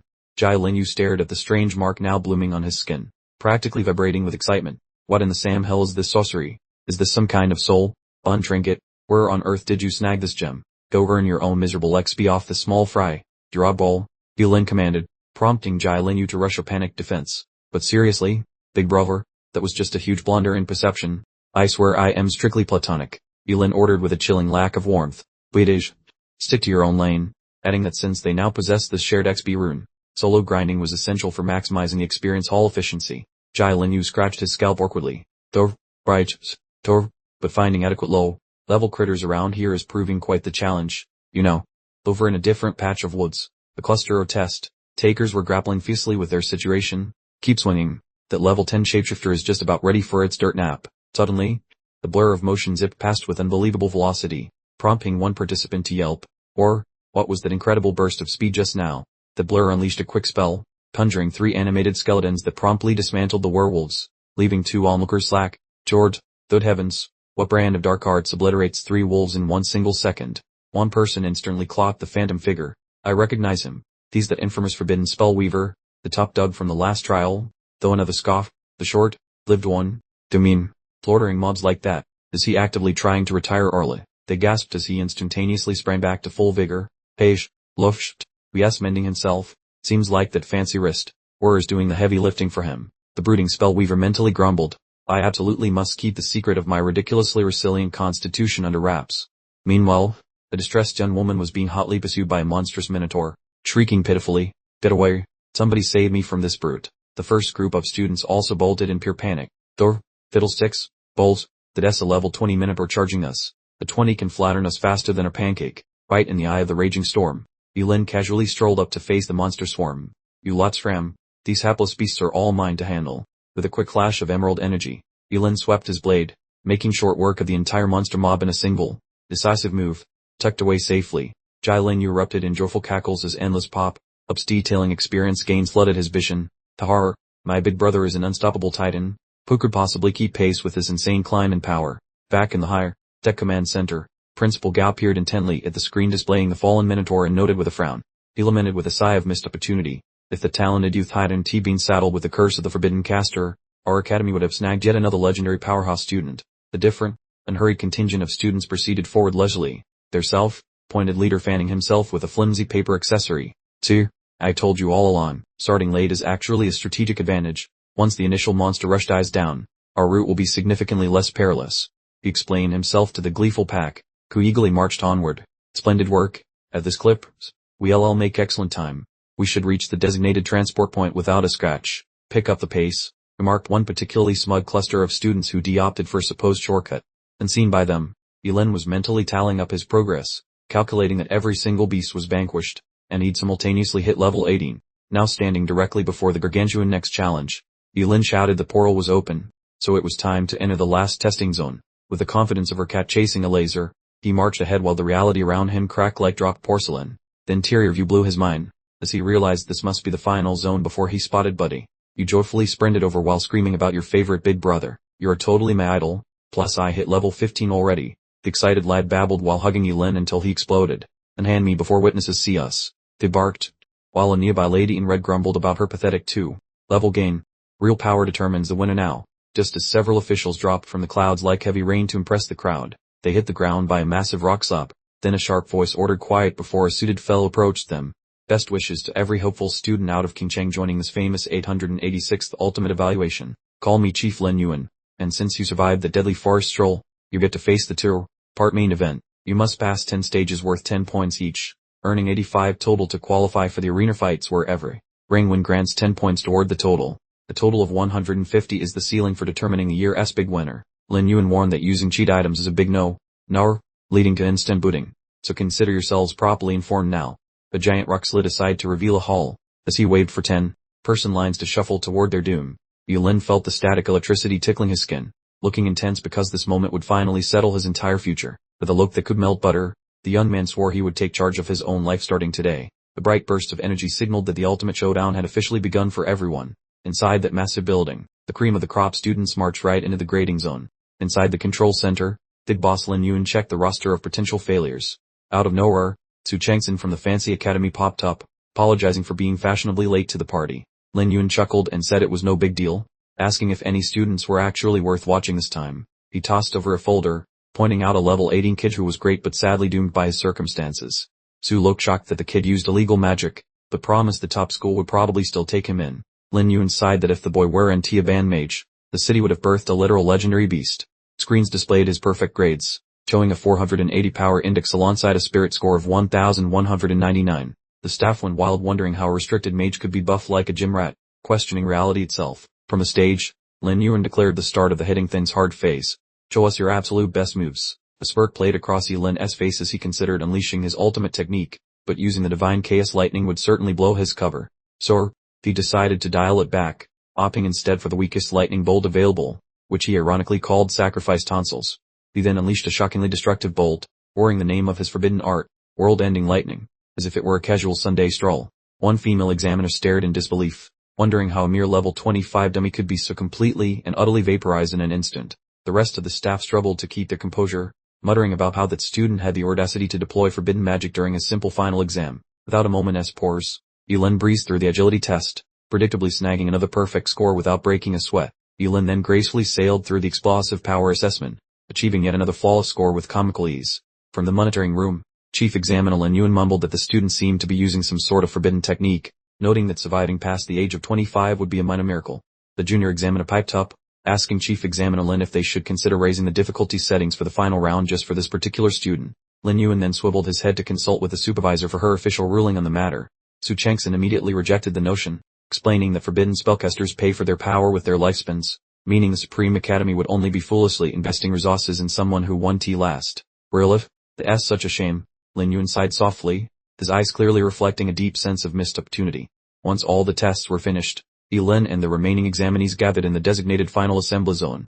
Jai Linyu excitedly rushed over to Yilin, shouting, "Hey big bro, I got a score of 96 points, so I am absolutely certain I made the cut." Yilin casually inquired why he didn't achieve a perfect score, prompting Jai Linyu to dejectedly admit he failed to perform well during the combat assessment. Lin Yuan started to read out the rankings, announcing first place Yilin with 100 points, followed closely by second place Yujinini, also with 100 points.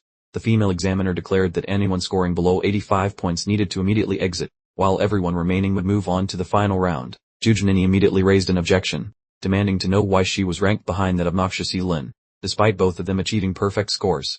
Her complaints ignited a debate among the crowd, but Lin Yuan cut through the noise with a roar, demanding silence and telling everyone to look at the big screen. The screen displayed a video replay of Yujinini skillfully engaged in combat with a Mo Yan Lang monster.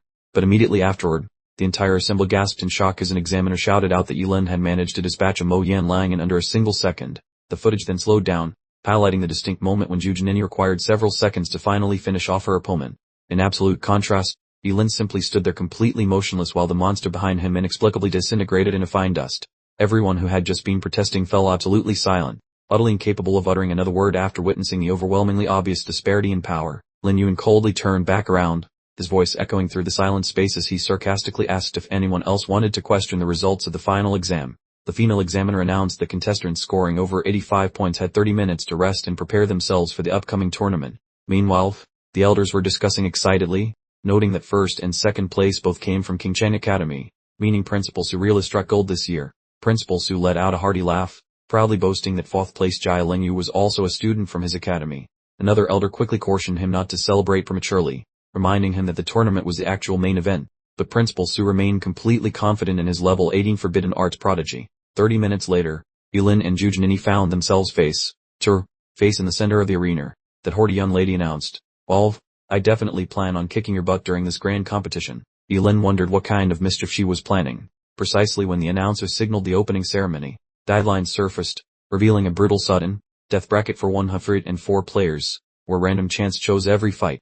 Matching tables appeared, putting slot 18 Yulin against number 80 on ring 6, making Jai Lingyu jump with glee. "My eldest brother, please crush them," Jai Lingyu screamed, while Yulin flashed a very smug, toothy grin, wandering onto the sandy battlefield, confronting a 10th tier puddle splash-alike Bei. The 18th tier expert Yulin suggested, "Buddy, just quit while you are ahead. Fat chance, stop treating me like a weakling." Bei snapped, though Yulin just grinned, liking her feisty spirit. Suddenly, the jagged spark of sapphire lightning danced off the tip of Yulin's pointer finger. The whole stadium became trapped inside a spooky, crackling vortex of thunder that he conjured from thin air. Inside the buzzing storm, a giant lizard of pure bolts appeared, roaring like a hungry monster. Everyone watching went completely silent, their complexions turning as white as cheap paper due to the scary view. Standing in the middle, Yulin stretched his arm forward, getting ready to finish this little play session. The referee screamed in a total panic, "Listen up, Yulin. Ordering people is strictly against the school rules." "I am not trying to commit a crime," Yulin whispered coolly. "Just forcing her to wave the white flag is enough." Confronted by such scary magic, poor Bei lost her marbles, falling onto the floor and crying like a lost toddler. People started gossiping, with one guy complaining, "That dude is a monster, he made a pretty girl weep in public." Yulin adjusted his spectacles with zero emotion, muttering, "Dear friend, you really should have just walked away sooner." The lady judge shouted while a shaky Bei was carried off. Player 18 named Yulin takes the first victory. Yulin exhaled, choosing to spy on different fights. "Such a pity. Let me check if anyone else is actually strong." Across the way, the girl wearing crimson robes bragged, "You have zero chance of beating me today." In another spot, a kid holding a black stick joked, "Pathetic loser like you actually wants to fight me." Simultaneously, a massive meathead was crushing some poor guy, laughing, "Power, I have never felt this much power before." All primary duels reached their end, plus every victor name was shouted throughout the entire room. The lady official hollered, kicking off the subsequent phase. Part 2 of this brawl is now formally underway. Yulin's fresh challenger, a guy named Chen Changshan, remarked, "Fighting you might actually be a giant pain in the neck." However, he grabbed his courage back, conjuring a circle of floating blades. "Ed, I will still be the champion today." Yulin gripped the handle of his weapon, suspicious of the guy's arrogance. "I better stay focused or I might lose." Suddenly, Chen Changshan hollered words that were totally unexpected. "I officially quit this match." He shoved his palm toward the sky, proudly announcing his resignation while everyone watched in total disbelief. Yulin stood frozen, mouth open, wondering if the victory promise was just a big lie. The fellow spun around and left the scene immediately. Tossing a lazy hand up, he muttered that vengeance tastes better cold. They would meet later.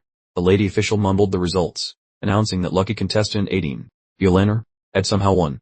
The audience was vibrating with gossip, as nobody wanted to mess with a guy using taboo tricks.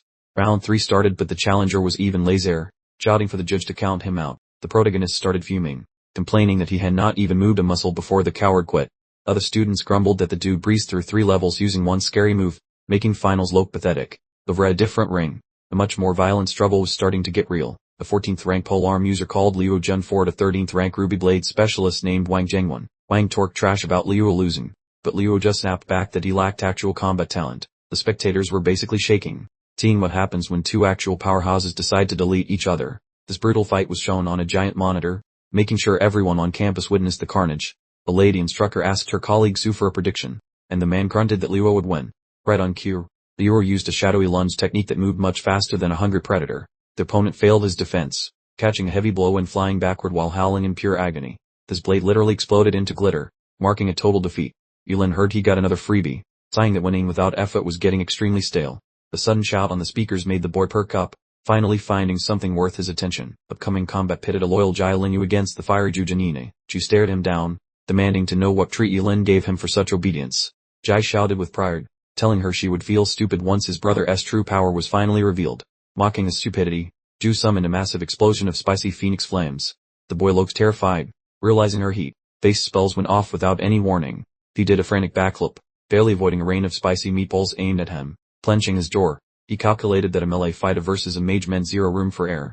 The girl smirked like a predator, asking him how long he could dance before getting toasted. She unleashed a giant fire tornado, trapping her rival inside a swirling oven. Pushed into a corner, the boy bellowed that if he could not run, he would just attack. Channeling every bit of muscle, he swung his blade in a desperate strike at the fire's heart. The mighty swipe ripped apart the blaze, leaving Yahello posing like a model in the smoke. Although looking like he lost a fight with a blender, he gasped out a promise to keep swinging. Yahello just grinned, turned a leaf in her magic diary, and whispered that he was a total moron. Crimson flowers flooded the stage, yet Yulin watched from the side, grinning at his student's undying devotion. Some official screamed that the boy had lost his marbles, ordering the rescue squad to get ready. The young man's shadow got swallowed whole by that massive pile of spicy orange death. Suddenly, the charred dude walked out of the inferno, making Yahello ask if he had a death wish. Lin Yu showed up looking like a gothic marshmallow, aimed his blade, and told her this was her only chance. He snarled with a gaze that could cut glass, saying messing with him was fine but touching his bro was fatal. Completely spent, the boy hit the dirt exactly when Yulin sprinted toward the combat zone. The referee waved his arms, shouting for the doctors to bring a stretcher. Yulin grabbed his chest right away, telling him to stay alive while using the yin ring to save his heart. Lurking in the back, the girl muttered sadly that she never expected him to be such a drama king. They hauled him off on a bed, but the kid still found the breath to tell his mentor to stay strong. The glowing display revealed upcoming bracket rounds, featuring a duel between the girl and Lin Linglin while the mentor prepared for Liu Jun. Up in the stands, the UK boss bragged that Liu Jun was a prodigy who would definitely crush the competition. The witness disagreed while someone told Principal Gao to keep his ego in check before the match ended.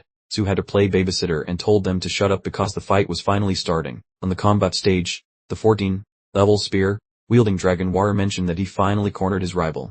Aiming his pointy stick, he announced that taking down Yulin would make him the smartest kid in school. Yulin just glared, asking if he was joking. The second the bell rang, the spear guy screamed and rushed forward, telling Yulin to start apologizing immediately. The hero parried the strike easily, wondering aloud how many hits the bullet could take from his special blade. Liu was shocked that a magic nerd could fight up close, but Yulin just asked if he lived under a rock.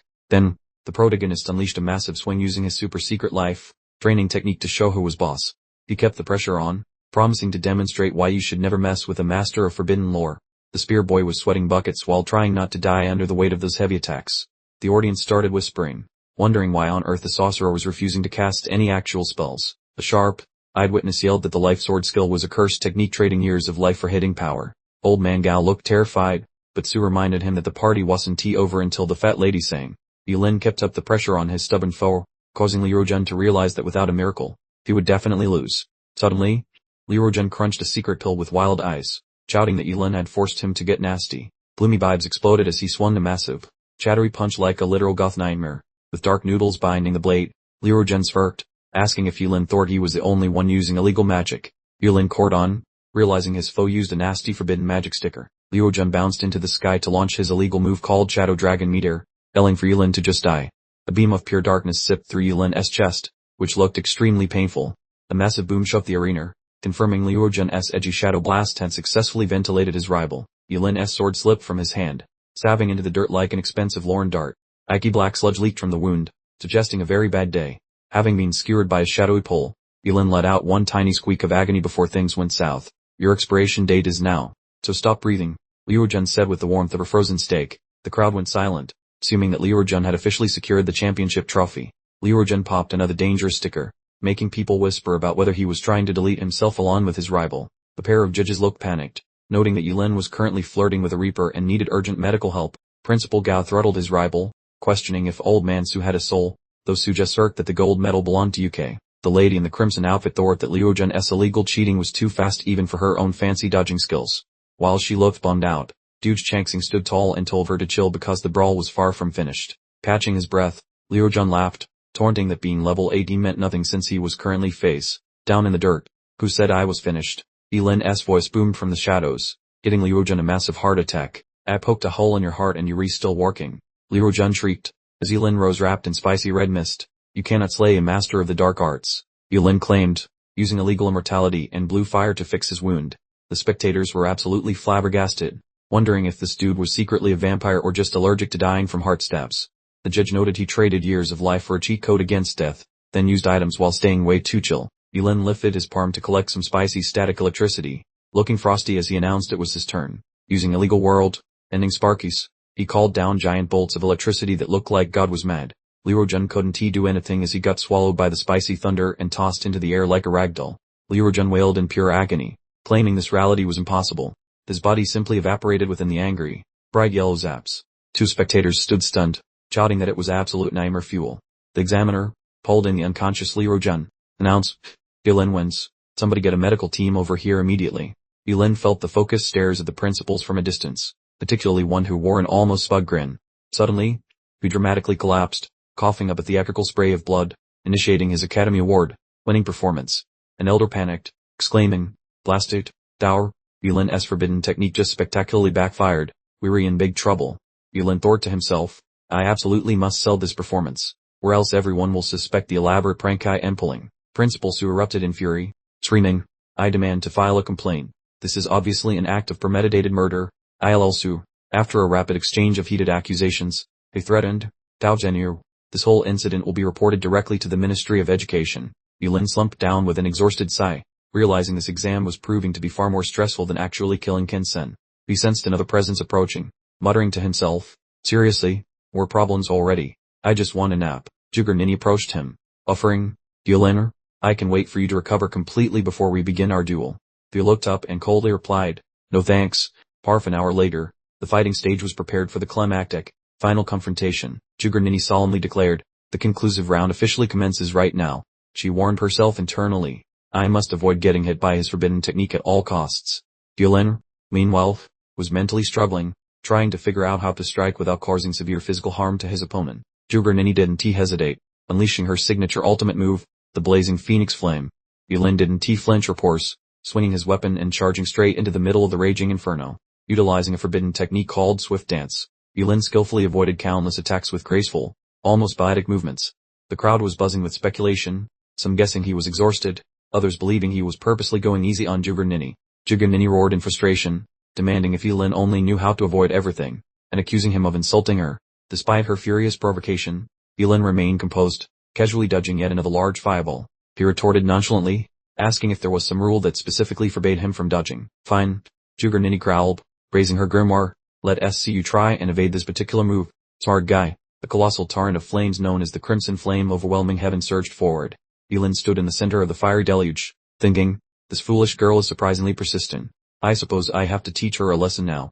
He concentrated power into his legs, activating a skill designed specifically for boosting speed.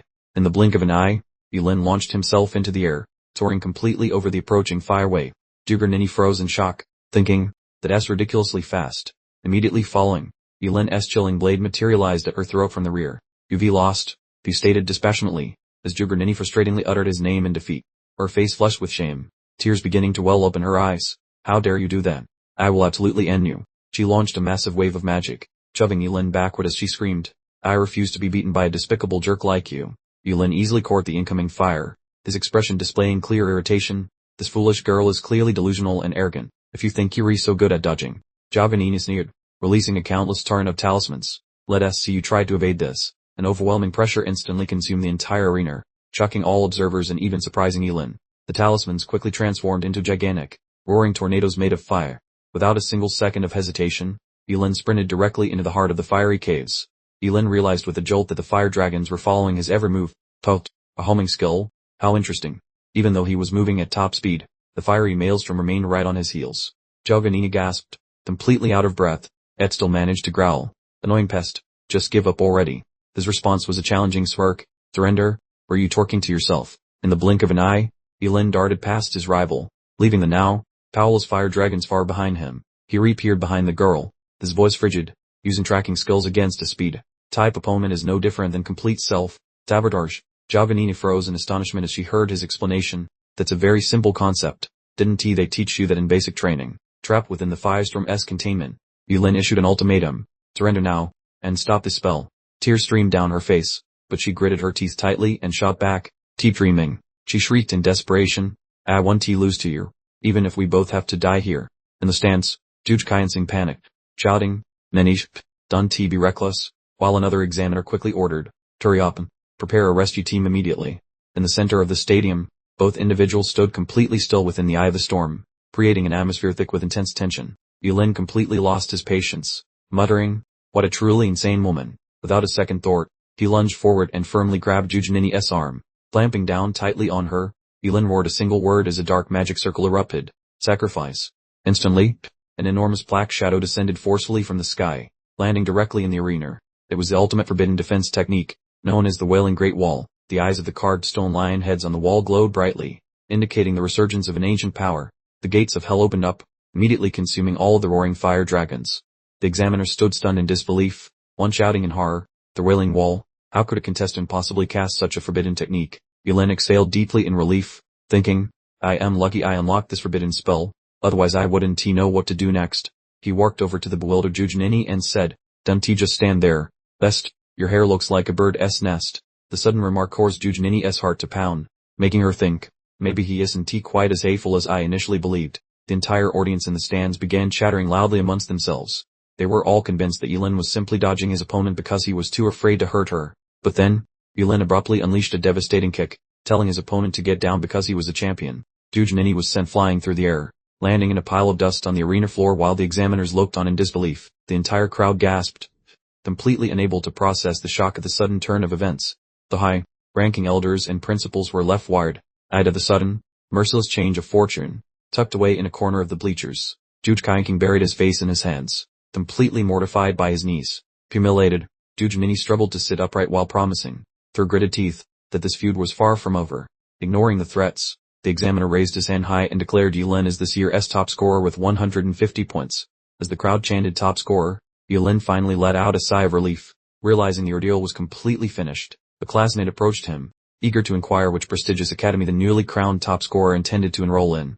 Without even blinking, he confidently announced his intention to join the ranks of the elite Supreme Academy. The whole crowd erupted into a chaotic frenzy, celebrating his choice of the most prestigious institution in the land. But a severe-looking woman appeared, effectively dousing everyone's excitement by telling Yulin he would not be allowed to enroll. Yulin spun around, his expression shifting from victorious to utterly bewildered, questioning the harsh decision. The representative cruelly explained that forbidden technique users expire quickly and, therefore, provide absolutely zero value for future cultivation. Taking in the harsh news, Yulin simply bowed his head in bitter resignation, murmuring that he understood the situation. The voice from the murmuring crowd chimed in, pointing out that forbidden technique masters truly have short lifespans, so no institution would invest in training them. Hold on, the powerful, authoritative voice suddenly echoed, interrupting the somber and hopeless mood.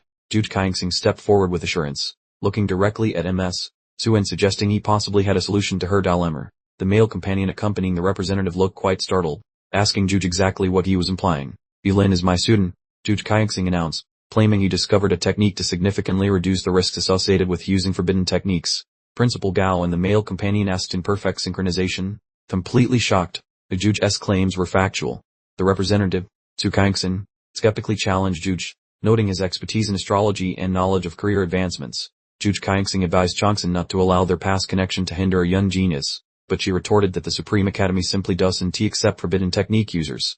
The girl in the crowd started whispering if there were historical rumors between Juj and Miss Su, while her neighbor angrily declared that Miss Su was absolutely heartless. Noticing the escalating tension, Yulin intervened, telling his master to relax, since missing a single academy wasn't the end of the world. Suddenly, the figure lunged forward to attack Juj Kyansing, sneering at Yulin for such casual arrogance over one mere academy. Juj Chang yelled a warning to Yulin, realizing his disciple was rushing forward to block the incoming attack on his behalf. Lightning fast, Yulin shoved his sword handle forward to parry the surprise ambush, saving his face from an unwanted massage. Identify yourself, Yulin barked with a vibrating palm, feeling like he just tried to high-fly the runaway freight train. The assailant smirked, mocking him as a taboo skill expert destined to blow away like dandruff in a summer breeze. Listen up, Junior, the Spug Golden, Paid Jerk bragged, explaining that the legend thrashing him was young Guanlu from that fancy Supreme Academy. Calm down, Guanlu, Su Kyansing cautioned, threatening that further bullying would result in a soul-crushing 1,000 Page apology letter for homework. Wang Lu acted shocked, claiming he only wanted to say hi to the teacher, but the boy was apparently made of wet cardboard. Principal Gao sprinted over to check if the kid was still breathing, receiving a stoic, quiet reassurance that he was fine. Ignoring the insults, Yilin's icy stare promised that the specific afternoon encounter would be etched into his vengeful mental notebook. Wang Lu chuckled at the saltiness, asking if he wanted a second helping of defeat or an open invitation to lose again. Yilin stayed cool, noting that the crowd saved the jerk today, but a future payback date was definitely being scheduled. Wang Lu exploded with obnoxious cackling, calling him a dumpster fire that could never win a match before he died. Yilin narrowed his vision and proposed a lethal duel in 12 months, asking if the bull actually had the guts. Old man Jude jumped in while onlookers stood paralyzed, begging the hard-headed youth to stop making such suicidal social plans.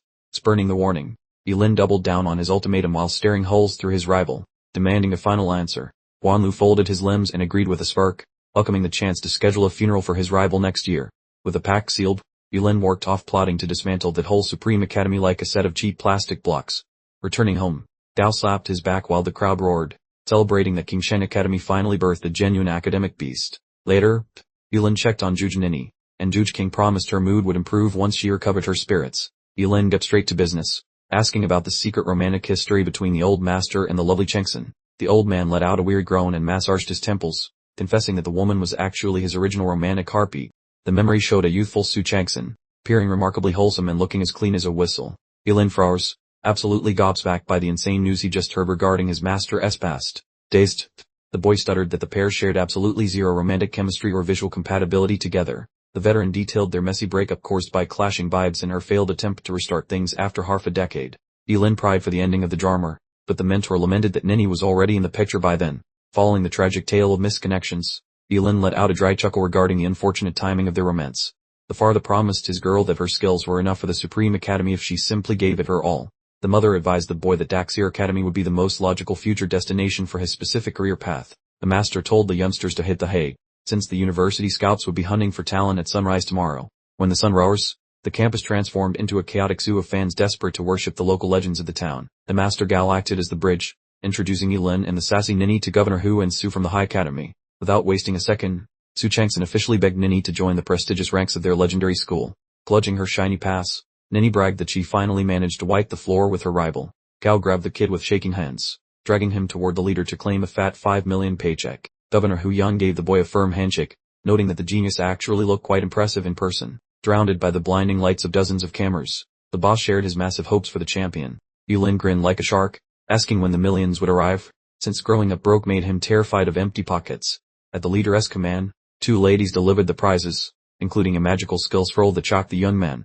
The treasure haul consisted of 5 million, a customizable epic skill manual, and a pass to the restricted zone.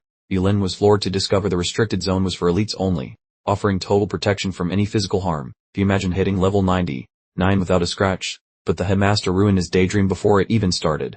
Hu Yun presented a fresh challenge, demanding the boy bring the national championship trophy back to their humble city. Gao added that whoever conquers the deepest part of the zone becomes the country's top dog with better prizes. With eyes turning into dollar signs, the boy swore on his life that he would be the national winner. The 2 leaders couldn't hide their smug faces while snapping a quick group photo with their golden ticket boy. Just before leaving, the old master shared some vital wisdom with the kid. Avoid using any spells that trade your literal life for power inside the secret zone. Yilin nodded, realizing that while the zone stops bruises, it definitely doesn't stop the gray hairs from coming. The teacher mentioned some urgent business in the nearby town, telling his student to play it safe and smart. The boy told his mentor to relax, promising he would handle himself perfectly. Entering the massive city of Shenzhen, the young traveler felt like a lost puppy among the glowing neon towers. He wandered toward his assigned room, where a female receptionist was already waiting for him. Introducing herself as Bailin, she acted with grace while showing him the way to his luxury suite upstairs. She mentioned that the magical portal wasn't active yet, giving him plenty of time to catch up on sleep. After tossing his heavy backpack onto the mattress, Yulin felt like a total king. Holding his golden ticket, he wondered if he should go find a snack or explore the giant concrete jungle. Just as he reached for the doorknob to leave, he realized the heavy thing was completely stuck. Suddenly, a loud bang on the door startled him, making the poor boy jump. The hero jumped when someone kicked the door in with extreme force.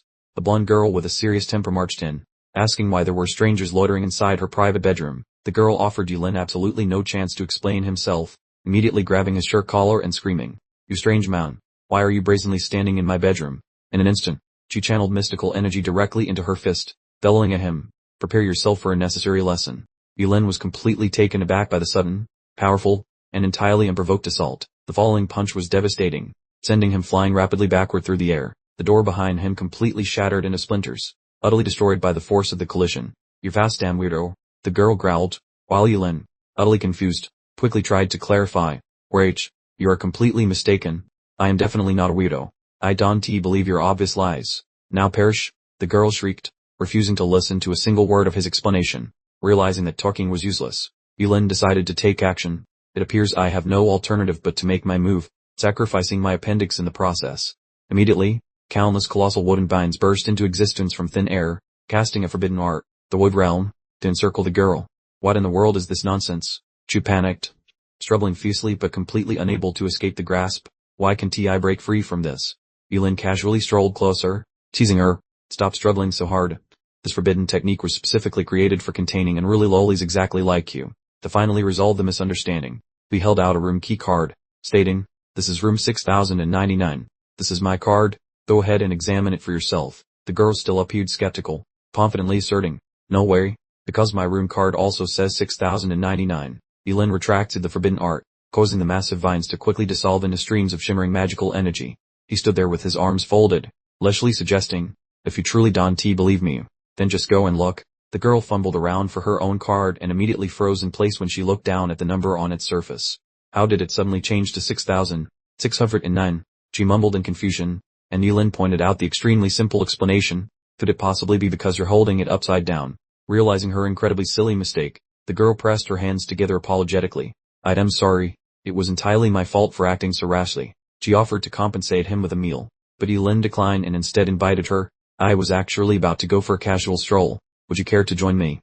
As the city's sunset began to fade, the girl curiously asked about Yulin's capabilities. "By the way, what exactly is your profession?" She confidently introduced herself. "My name is Maizu, the top graduate from Heicheng, an SSS-Rank berserker." Yulin simply responded, "Dorv, I am from Qingcheng."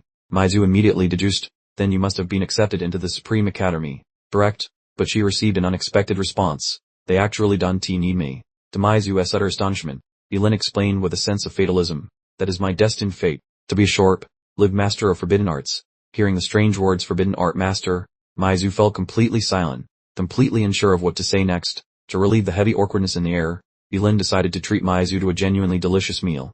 The two arrived at Shenzhen's most well-known restaurant, a truly luxurious and splendid establishment. Suddenly, a sarcastic voice cut through the air. "Maizu, a complete brute like you somehow managed to find a man to eat with." Maizu spun around furiously, growling out the name of the newcomer. Inining. Inining hooked her arm around a menace, continuing her taunts. Wolf, it appears you are desperately seeking affection now."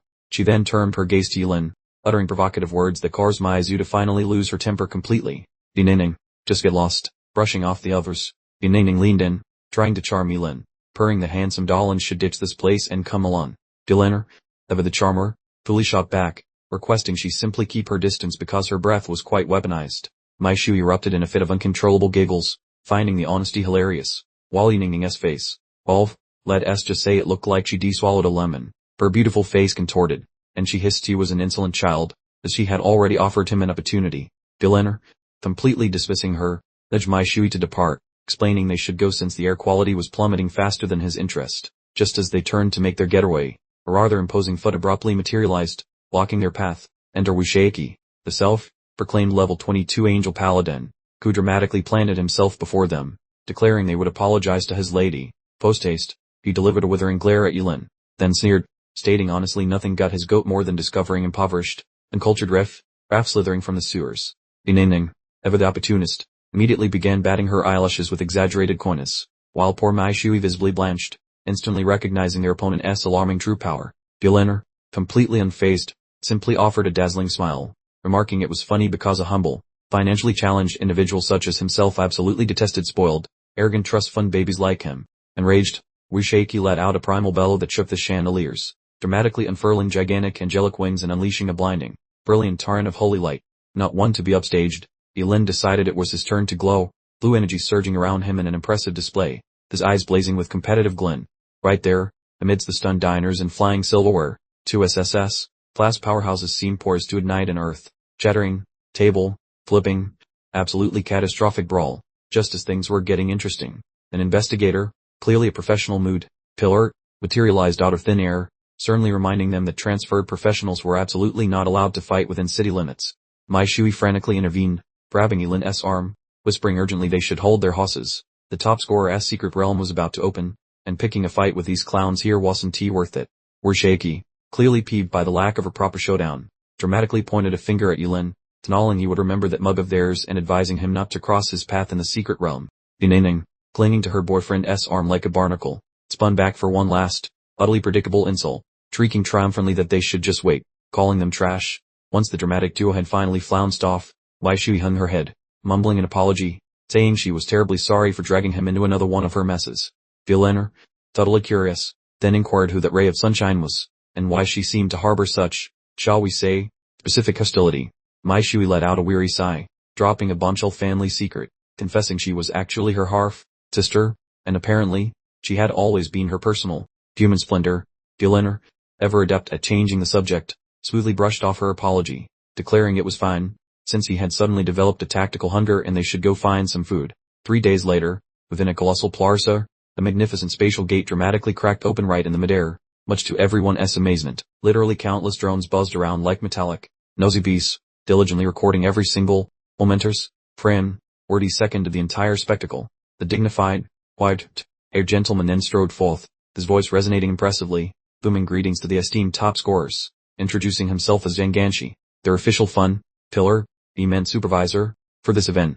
Amidst the bustling crowd, Yilin, with a touch of surprise, asked Mai Shui why she had packed provisions for a small, very hungry battalion. The young man gazed at the veritable mountain of sustenance Mai Shui had assembled, a sudden, inexplicable warmth spreading through his usually pragmatic heart, and he conceded he now understood. Supervisor Janganshi, clearly relishing his moment, then began the mandatory announcement of the rules, declaring that before they were unleashed into the secret realm, a few minor formalities needed covering. He meticulously laid out the inaugural regulation, clarifying that within the secret realm, participants were magically immune to fatal boos, but they must be perfectly patched up before clocking out. Janganshi dramatically extended both hands, and the atmosphere grew heavier, intoning gravely the second, truly thrilling, regulation. Suddenly, a rather vivid, unsettling image materialized, and he advised with a cheerful shrug that should they misplace a limb, they must collect it and present it to a priest for reattachment. Like a misplaced sock, Yilin and Masui, nestled within the throng, found their faces shifting into grave masks as the rather sanguinary regulations were unveiled. With a chilling grin, Janganshi wrapped things up, kindly suggesting they avoid becoming monster chow, adding a delightful thought about being fully digested in a beast's belly. Yilin, ever the strategist, mulled over the secret realm's guidelines, but Masui, on the other hand, was practically vibrating with terror at the thought of becoming beast bait. From the elevated stage, Janganshi offered his parting pearls of wisdom to the top contenders, then bellowed a command for the teleportation gate to swing wide open. Suddenly, a massive, reality bending portal yawned open, and the supervisor's booming voice rang out, granting everyone a mere 10 minutes to scramble for companions. Masui, with the speed of a caffeinated squirrel, proposed they buddy up, to which Yilin, with a mischievous twinkle, responded, sure, but you re my personal pack mule. The enthusiastic berserker gal, without missing a beat, gleefully agreed, proudly asserting that such a trifling load was no more than a feather in her mighty hands. Out of nowhere, the muscular, teal-maned fellow interjected, bellowing accusations at Yilin for his utterly unchivalrous act of burdening a sweet young lady with strenuous labor. He then smoothly pivoted to Masui, extending a hand and charmingly soliciting her to join his squad, vowing she wouldn't need to so much as wiggle a pinky. To everyone's astonishment, Masui utterly detonated into a furious whirlwind, her lethal aura practically shimmering. Tnalin, scram before I rearrange your pretty features with my fist. Elsewhere, the imperious Yiningning was regally assembling recruits for Wu Shaiki's exclusive squad, setting a rather lofty entry bar of at least level 20. In the midst of the ensuing pandemonium, that tressed Romeo found himself launched considerable distances after receiving a rather persuasive argument from Mai Shui's knuckles. Wu Shaiki then theatrically positioned himself directly before Yilin, his tone dripping with condescending challenge. So you read the infamous Yilin? Yes, he persisted in sneering and mocking Yilin's supposedly humble, small, town roots, even if he did begrudgingly admit that hitting level 18 was an uncommon feat. Bowed down and performed 3 respectful kowtows. Wu Shaiki declared as his ultimate demand. Otherwise, do not accuse me of harshness once we finally enter the mystic realm. Yilin simply offered a brief, knowing smirk, then delivered a single, succinct utterance. Imbecile. Absolutely seething, Wu Shaiki let out a guttural bellow of expletives and instantly charged into the fray. Janganshi materialized out of thin air, deftly intercepting Wu Shaiki's wild swing and sternly cautioning that his competition eligibility was about to vanish. The supervisor then pivoted towards the expectant audience, proclaiming the Mystic Realm's grand opening, and firmly restating that any rule breaker would face instant expulsion from the event. Wu Shaky impaled Yilin with a venomous stare, a low growl escaping his lips. You just mark my words, our little difference will certainly be resolved. From the throne, the concerned participant fretted, that fellow truly has a screw loose. We absolutely must be wary. To which Yilin calmly countered, relax, I got this handled.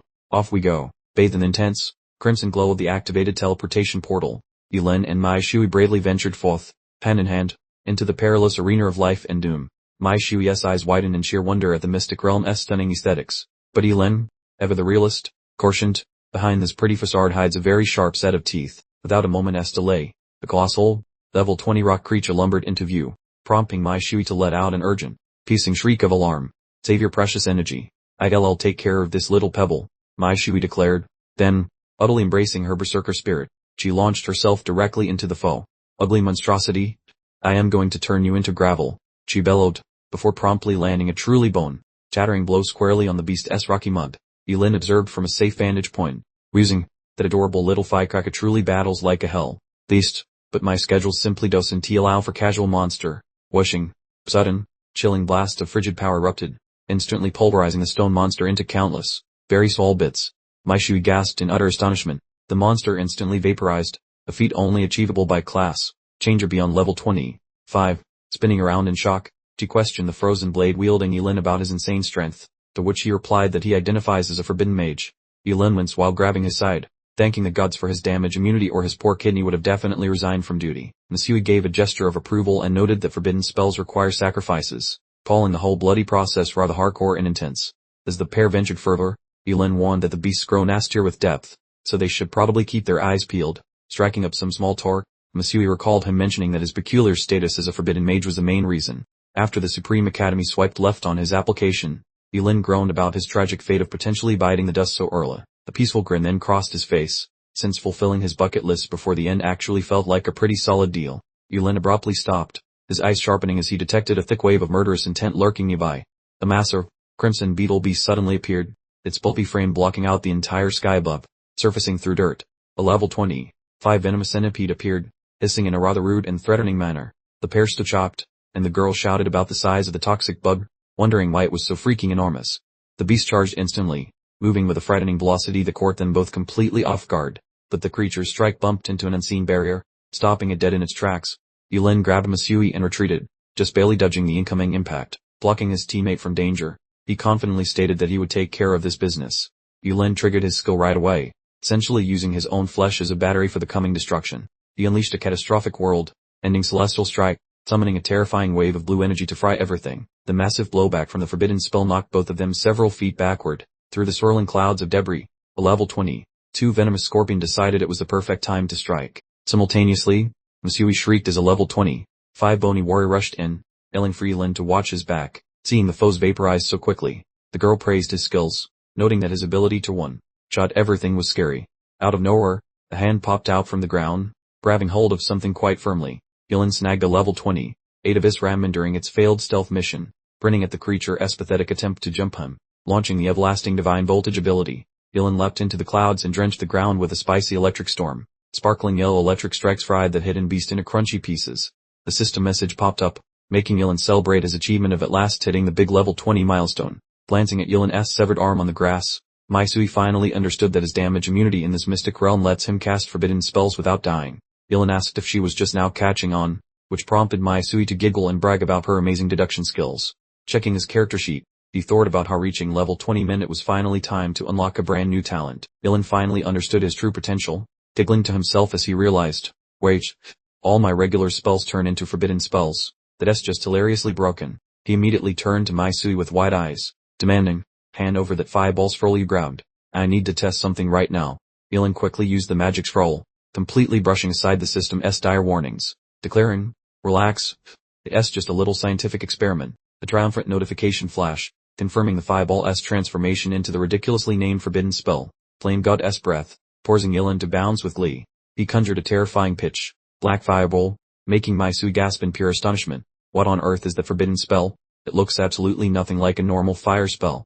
Yilin then proceeded to unleash the full, terrifying might of the dark fireball. The flame god's breath shot forward with all the subtle grace of a freight train carrying dynamite, promising unimaginable destructive power. The resulting earth-shattering explosion completely leveled a significant portion of the surrounding forest. Maisui stared in utter disbelief, thinking, that wasn't a fireball, that was the sun deciding to explode, while Yilin just smiled smugly at his handiwork. Alright, test complete, Yilin announced casually. Time is running out. Let us get back to grinding levels, urging everyone to continue their hunt. Meanwhile, on the other side of the map, Inining and Wuxaeki were suddenly jolted by the massive tremor. Inining nervously asked, what skill makes that much noise, and why is it so incredibly loud? As Wu Zairoki immediately suspected, did one of the supervisors somehow enter the secret realm? Outside the realm, Zenganshi was staring dumbfounded at his monitoring screen, wondering aloud, what on earth is going on in there? Returning to Yilin, Tianmaizu paused in an open clearing, where he suggested, let us find a place to grab some food first. Suddenly, Yilin stopped dead in his tracks, hiding behind a tree, his expression turning instantly vigilant. His face hardened considerably, suggesting he had just spotted something completely out of the ordinary. Yilin quickly gestured to Maizu, whispering urgently, Maizu, look over there, what exactly is the thing? Right in front of them lay a level 26 treasure toad, sound asleep and holding onto a piece of extremely valuable loot. Yilin quickly laid out the plan. I'll handle the control, and you handle the capture. Understood. The pair crept silently through the dense bushes, inching closer and closer to their unsuspecting target. Once they were in position, Yilin gave Maizu one last whispered confirmation, prepare yourself now. Suddenly, a large group of people burst into the clearing, shouting Yilin's name at the top of their lungs, startling the treasure toad awake. Just do it now, Yilin roared in frustration, hastily casting a skill that sent the treasure toad careening away through the air. The valuable prey disappeared in a blinding flash of light, forcing their meticulously crafted hunting plan to completely fall apart. Maizu furiously punched the ground in anger, while Yilin glared intensely at the newcomers. Who are these people? They completely ruined everything. The teal-haired guy from the group stepped forward to provoke them. As Maizu nervously whispered that she recognized their leader as Wuxiaki, Yilin coldly conjured a very small fireball in his hand, retorting, Dunty were, I'll make sure every single one of you gets to experience this firsthand. The teal-haired guy burst into uncontrollable laughter, scoffing loudly, the fireball? Wirlif, you must be completely delusional. However, the small fireball in Yilin's hand suddenly swelled to a ridiculous size, leaving Wuxiaki's entire group absolutely dumbfounded. He then unleashed the forbidden art, flame god's breath, instantly engulfing the arrogant provocateur in a colossal tidal wave of fire. Wuxiaki gasped in shock, yelling at Yilin that harming the nation's precious youngsters was definitely a major social blunder. Stay calm because I provide equal suffering to everyone. Yilin laughed while popping a scroll that summoned a localized blizzard, approaching those shivering cowards while frost formed on his palms. He promised they would suffer the same fate he just endured. A ferocious whirlwind of frozen shards erupted, marking the official beginning of a very chilly beatdown. Those two stared dumbly at the ceiling of frozen spikes, questioning if they had accidentally stumbled into a horror movie. Wu Zairoki screamed about physics while Yining panicked, asking how one Jew could legally juggle both burning and freezing elements. Seeing his foes shaking like wet puppies, Yilin stretched out his palm and invited them to sample his latest work. A massive rain of frozen death fell, targeting the cluster of supposed geniuses who were currently rethinking their life choices together. Sensing his impending doom, Wu Zairoki shrieked a prayer and conjured a shiny yellow barrier shaped like a giant lemon. That freezing gale smashed into the glowing wall with a roar loud enough to wake every nearby sleeping animal. The golden defense started showing cracks like an old cyborg under the extreme sub-zero pressure. This has to be a joke, Wu Zairoki muttered while grinding his teeth, watching his expensive shield turn into sparkly confetti. Cornered and desperate, he funneled every bit of mana into a flashy retaliatory strike, doubting something about a cross-shaped butter knife. A beam of concentrated sparkle sliced the air, carting a path through the screaming winter wonderland. Wu Zairoki tried to inspire his buddies, suggesting they swarm the guy because surely one teenager could not beat him up. The shimmering light blade broke free from the ice, flying at Yilin like a glowing frisbee of doom. Nearby spectators watched the chaos and gossiped about whether the crazy kid was actually taking on a whole squad solo. Yilin just grinned like a villain, whipped out a mysterious card, and promised to show them a trick even more exciting. Suddenly, a massive darkness swallowed the woods, making everyone feel like someone killed the lights. Falling out of those high celestial clouds, one massive flaming rock shrieked earthward using highly illegal velocity. Wu Zairoki stared upward with a face as white as a sheet, questioning if his opponent was actually a cheat code. The crowd finally caught on to the scary reality, whispering that this wasn't some basic rock throwing spell but actual high-level illegal wizardry. The enormous blizzard whipped up by Yilin grew so large it basically occupied the entire mountain range. Trapped in the frozen case, Wuxiaki and Yining were tossed around like laundry in a cold cycle, making uproaric noises. Squeezed like a tube of toothpaste, Wuxiaki yelled about his famous family tree, asking if Yilin really wanted this fight. Yilin offered a wicked grin while flashing his middle finger, telling him to relax because he survived with only minor armor. The horror continued as yet another massive fireball started falling, leaving everyone wondering if the sky had a personal grudge today. The losing team tried one last desperate bluff, asking if Yulin was brave enough to offend their prestigious school. A distant figure stood watching those flailing losers, peering as though he might be pondering his next snack choice. He flashed a knowing smirk. What an unexpected twist of fate. The Supreme Academy had bounced him too, so no awkward class reunions for them. They should absolutely go enjoy themselves. The meteor slammed into the earth with such gusto, it redefined the very meaning of kaboom. The other hapless contestants could only shiver and gasp, utterly horrified. Truly the forbidden spellcaster was a monster, not even close to human. Probably worse. The earth began to quake with alarming ferocity, and an impenetrable curtain of dust swallowed the sky. As the dust evaporated, a contestant just managed to stutter. Wushaiki's entire unlucky ensemble lay perfectly still within a rather impressive crater, completely and utterly defeated. Amidst the desolate landscape, Yulin made a surprisingly graceful descent. Landing softly, he casually gestured to the stunned onlookers. "Pour right you lot, though take these folks for treatment." The remaining horrified bystanders rushed forward, discovering Wushayaki and Yuningning completely submerged in rather chilly puddles of ice. The world is finally quiet," Yulin declared, dusting off his hands before turning to Maizu. "Come on, let us see if we can still snag that elusive treasure toad." Meanwhile, back at the main gathering hub, Supervisor Zhang Ganshi proudly declared, "This year's crop of top scorers possesses some serious oomph." He and his perpetually patient female assistant remained blissfully unaware, scratching their heads about the lack of eliminations, muttering, "It's been ages, and still nobody has shown up here." Just then, the frantic contestant, burdened with an injured companion, burst onto the scene, yelling in sheer panic, "Someone's badly hurt, please, Pweke, come save them." At the assembled point, Denganshi gazed in abject horror at the unconscious Wushayaki, noting the ghastly injuries. Good heavens, did they tangle with a truly high devil monster? "Pastor, get over here and heal them immediately." He whipped around to interrogate the frantic messenger, demanding, what exactly did they stumble upon? What chaos unfolded in the secret realm? The young man could only stammer, They merely ran into a forbidden spellcaster." Denganshi froze solid, his eyes widening like saucers, utterly gasped at the mention of a forbidden spellcaster.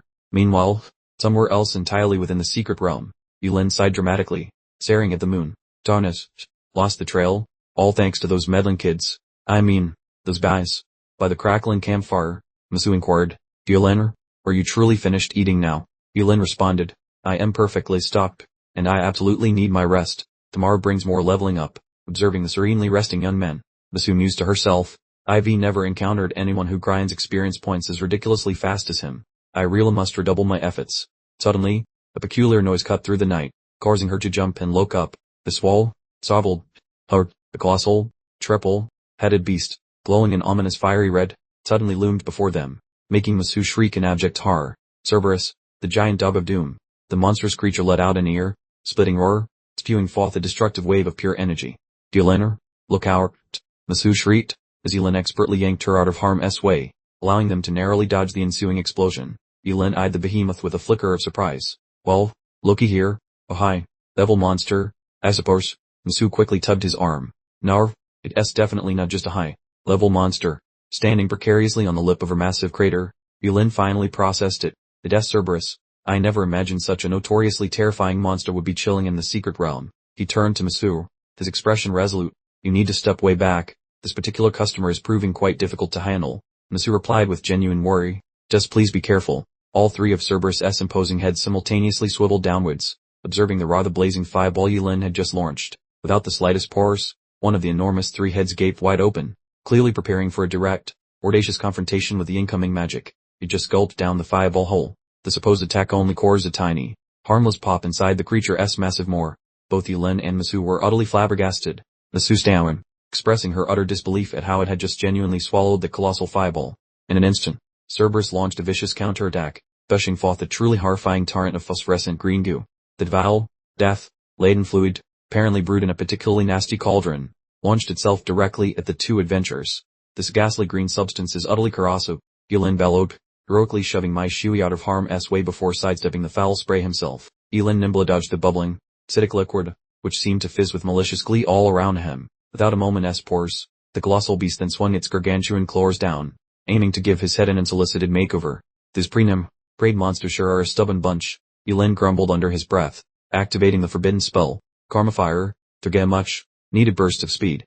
He zipped forward, taunting the creature, "So you enjoy a good meal, do you, beastie? Well, I've got a whole buffet right here for your dining pleasure." The bolt from the heavens, the forbidden spell, eternal lightning, then zeroed in on Cerberus with pinpoint accuracy. The colossal fiend took the hit, the torrent of sickly green energy subsequently erupting through its monstrous form, showing not a single flicker of discomfort. The creature promptly conjured a lethal orb of energy, hovering ominously between its 3 heads. 2 of the 3 heads let out an utterly deafening, birth, shattering bellow, radiating pure, unadulterated savagery. Another river of the highly corrosive, emerald, hued liquid came spewing out, hurtling directly towards Yulin and Mai Shui. Yulin instinctively raised his hand, summoning the formidable forbidden spell, Wailing Great Wall, to bravely intercept the incoming deluge. Having just shored up their defenses, he swiftly pivoted his strategy, manifesting a lengthy, shimmering spear crafted from solid ice. Perish, Yulin roared with gusto, unleashing the ice spear with every ounce of strength his body possessed. Cerberus took a direct hit, emitting a truly pathetic and utterly mournful shriek of agony. Let us see you try to stomach that one, Yulin remarked chillingly, already setting the stage for the definitive, final strike. A colossal column of pure lightning then descended from the sky like an angry god, completely enveloping both Yulin and the gargantuan monster. Mai Shui watched in utter disbelief as the monster's colossal body began to dissolve, whispering to herself, "It is still alive, somehow. Now, breach!" Yulin suddenly shrieked, his face etched with pure terror. The creature is attempting to detonate itself. Please, do not let those ominous black flames even graze you, he bellowed, seizing Mai Shui's hand and scrambling away frantically. Both plunged headlong into the dense forest, just as a cataclysmic explosion erupted, swallowing everything in its wake right behind them. Having narrowly cheated death, the Jewer sat panting like overworked puppies, only for a notification announcing a level 36 monster had been vanquished to pop up. After the intense skirmish, Yulin and Mai Shui stumbled upon a surprisingly familiar face. Look, it is our favorite treasure, spitting toad from last time. The amphibian coughed up an item, and Mai Shui quickly clarified, this is dragon scale gold ore, a ridiculously rare ingredient for forging legendary, top tier gear.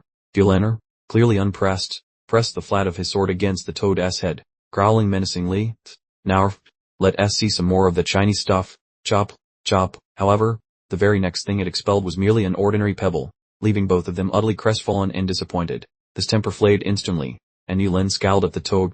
You dare offer me a worthless stone? Disgorge all your hidden treasures immediately.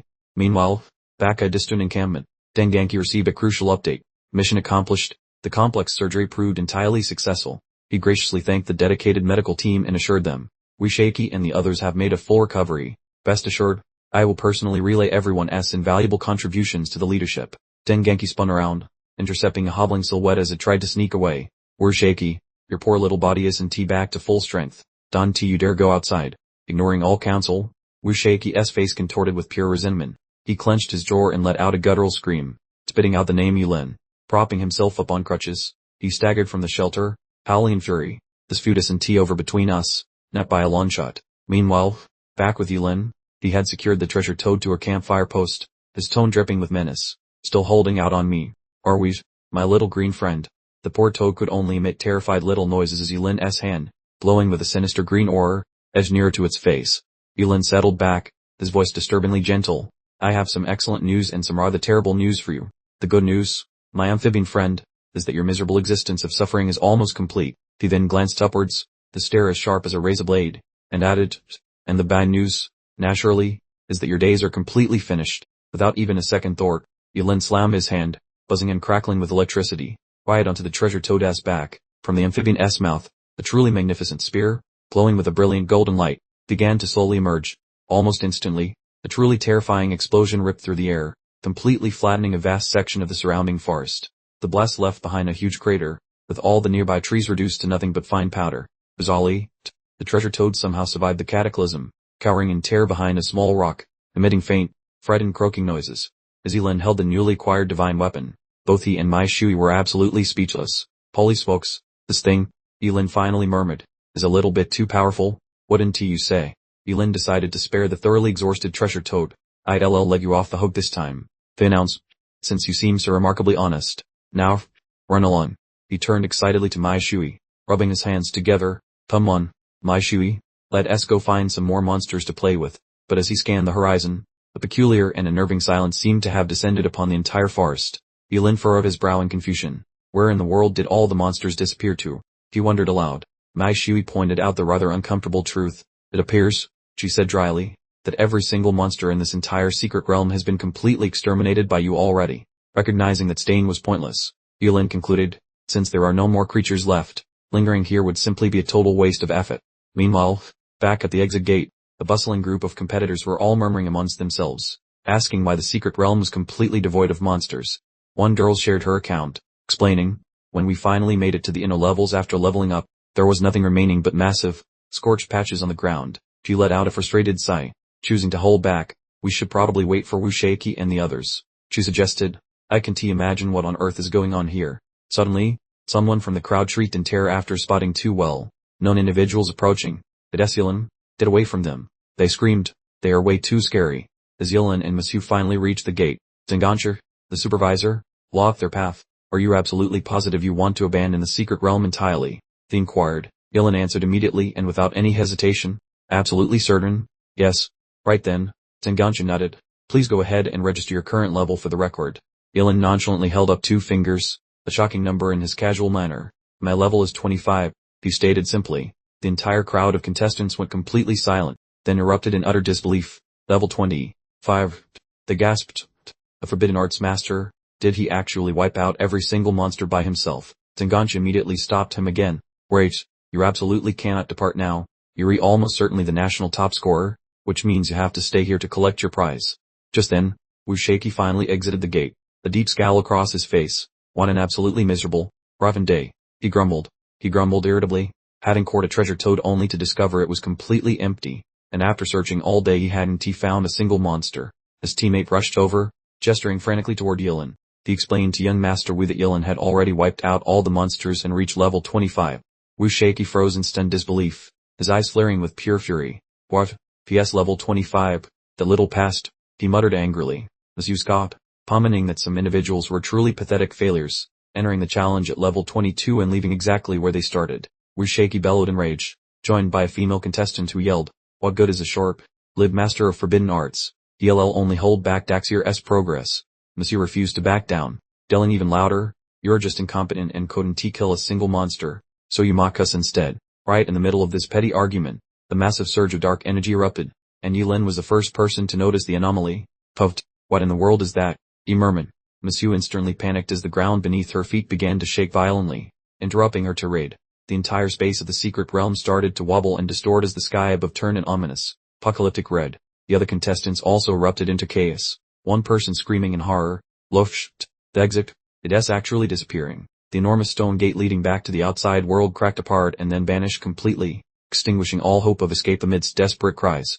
The gigantic column of dark demonic energy suddenly burst from the ground, and a powerful voice echoed across the area, tremble, you weak humans. From within the dark energy pillar, the massive army of grotesque demonkind began to spill out like a festering plague. Zenganshi and Yilin were stunned into silence, while the supervisor gasped in horror. These are real demons. He realized the immense gravity of the disaster. It's impossible, he muttered. They've appeared right here in the top scorer's secret realm. Yilin stood firm without flinching, adopting a fighting posture and roaring defiantly. You demons dare invade the human realm. How incredibly audacious. The demon queen slowly materialized before them, her voice as chilling as ice. You humans are nothing more than a convenient meal for our kind, she informed them flatly. She continued her monologue, exposing a horrifying truth. You have the gall to imprison our relatives and use them as slaves for your hunting games.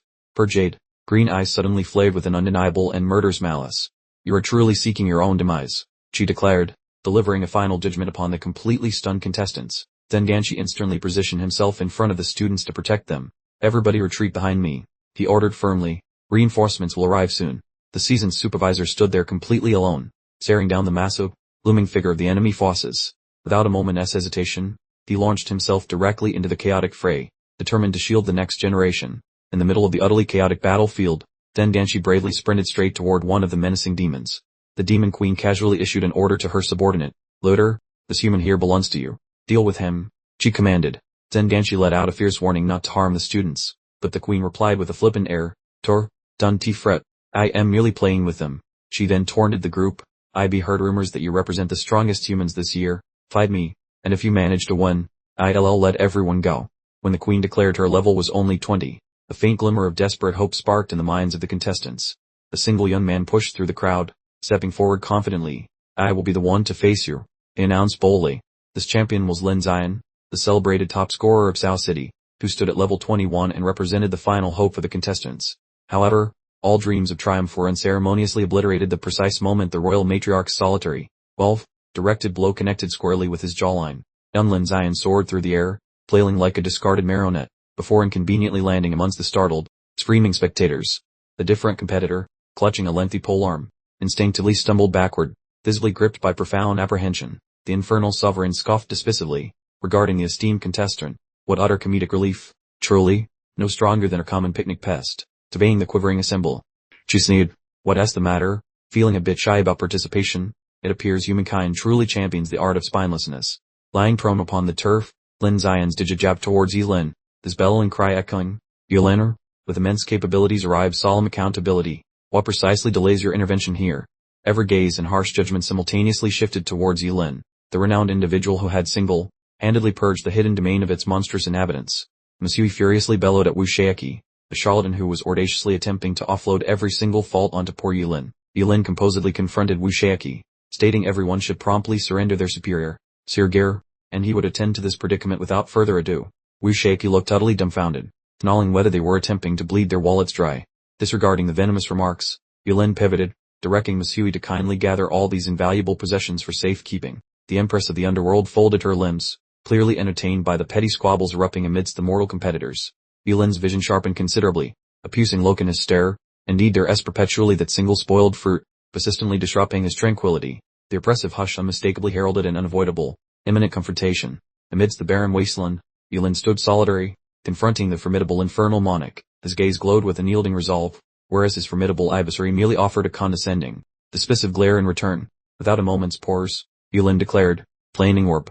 The gathered competitors began to chatter amongst themselves, with Wu Shaeki derisively querying, engaging such a formidable foe, and his chosen offensive maneuver is merely a paltry, basic technique. The infernal empress simply remained utterly nonchalant, observing the pathetic fiery projectiles lethargically approaching her position. She emitted a hearty cackle, remarking how utterly whimsical employing incendiary orbs against her was, deeming him a truly peculiar fellow. The monarch effortlessly intercepted Yilin's offensive maneuver using only her unadorned appendage. However, upon the youthful gentleman's visage, a curious smirk abruptly materialized. Abruptly, a colossal, brown, shaking detonation occurred, utterly startling the sovereign, causing her to muse aloud what exactly was happening. Enveloped within an inferno of fire, she found her senses utterly disbelieving, questioning if that infernal projectile truly was the same one from moments ago. At a distance, the remaining highly ranked combatants stood utterly dumbfounded by the gargantuan fiery orb, with one loudly proclaiming just how Yilin's incendiary sphere had become so immensely potent.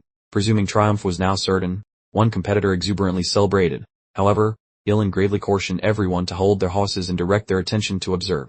The scorching conflagration abruptly get drawn inward, as if by some unseen, mysterious gravitational anomaly. The demonic sovereign materialized from a swirling void of pure power, entirely unscratched, amusing how fascinating and truly quite captivating indeed it was. The wound on her extremity swiftly mended, and then she presented a curious proposition, announcing she now liked him and desired him as her loyal canine companion. Villainer, with a sarcastic smirk, retorted, I already like you too, so how about you become my child?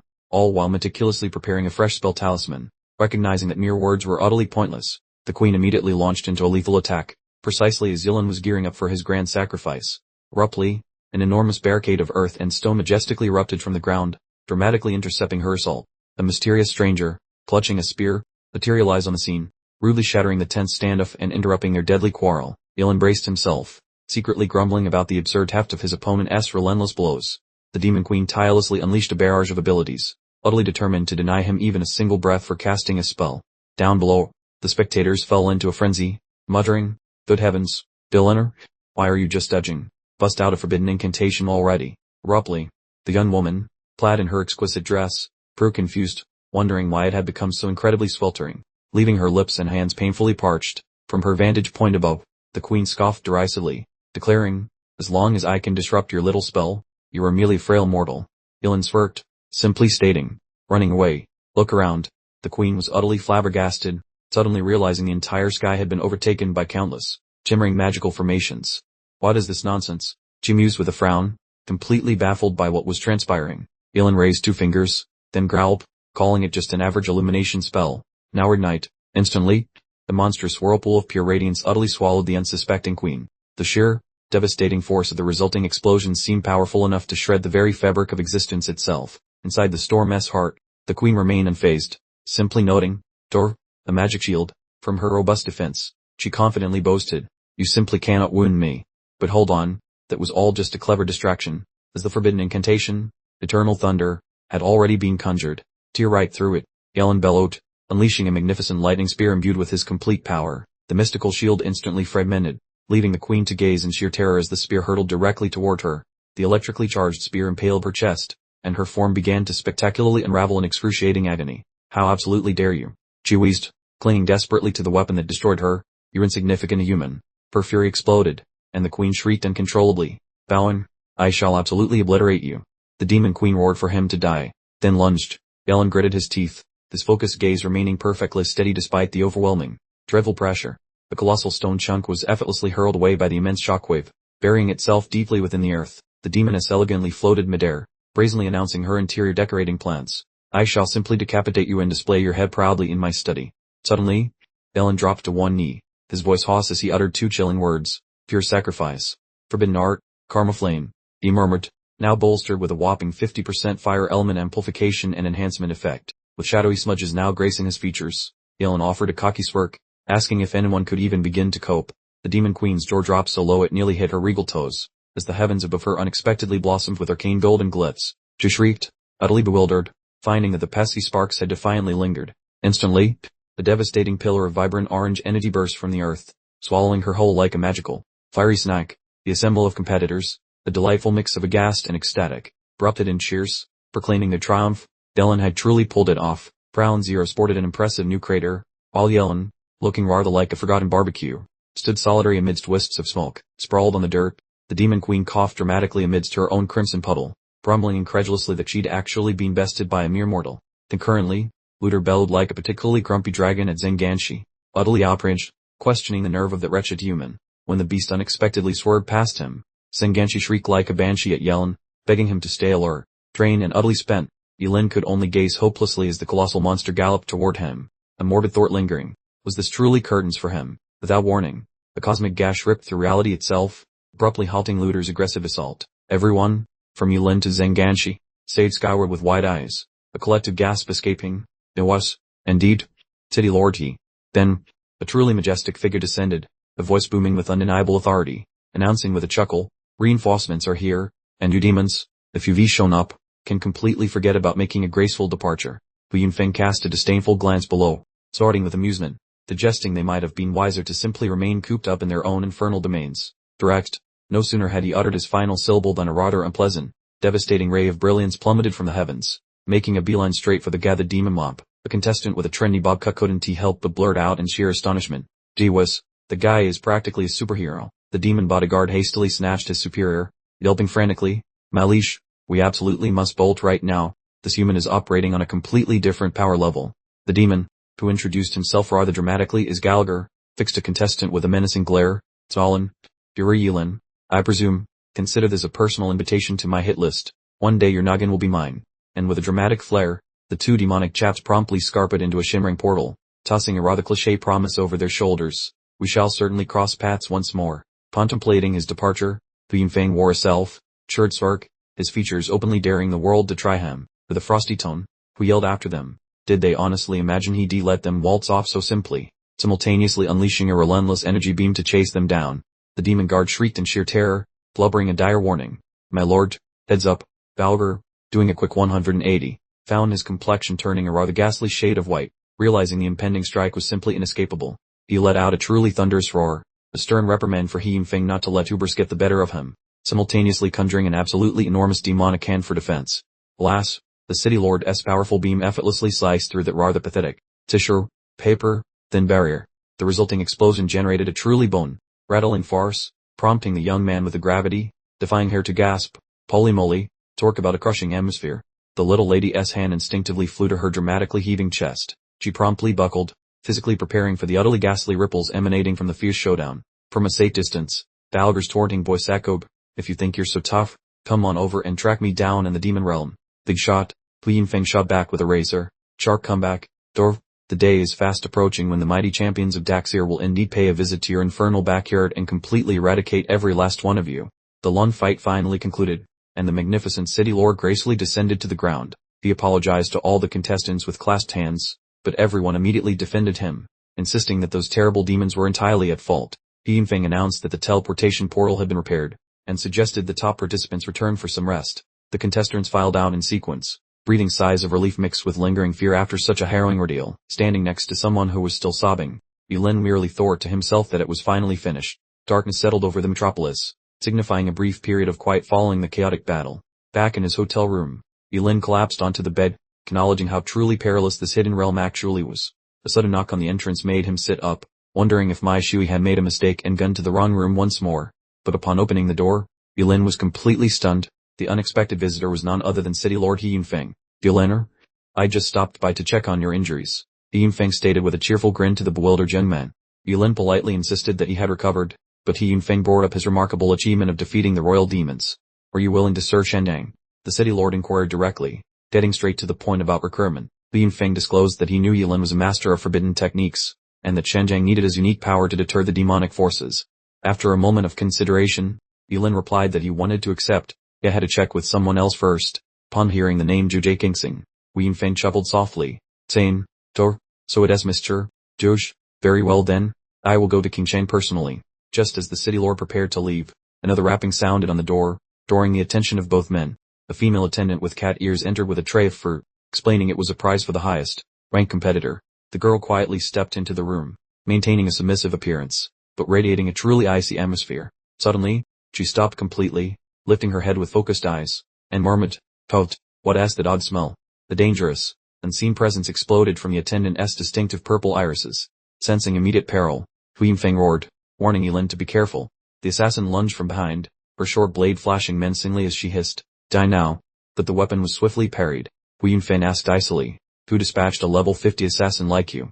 To the girl's shock, he snarled, demanding she identify her employer immediately if she didn't want to die. When she kept silent, the city lord delivered an immense kick that launched her across the chamber. The assassin collapsed onto the floor, with crimson liquid slowly seeping from the corner of her lips.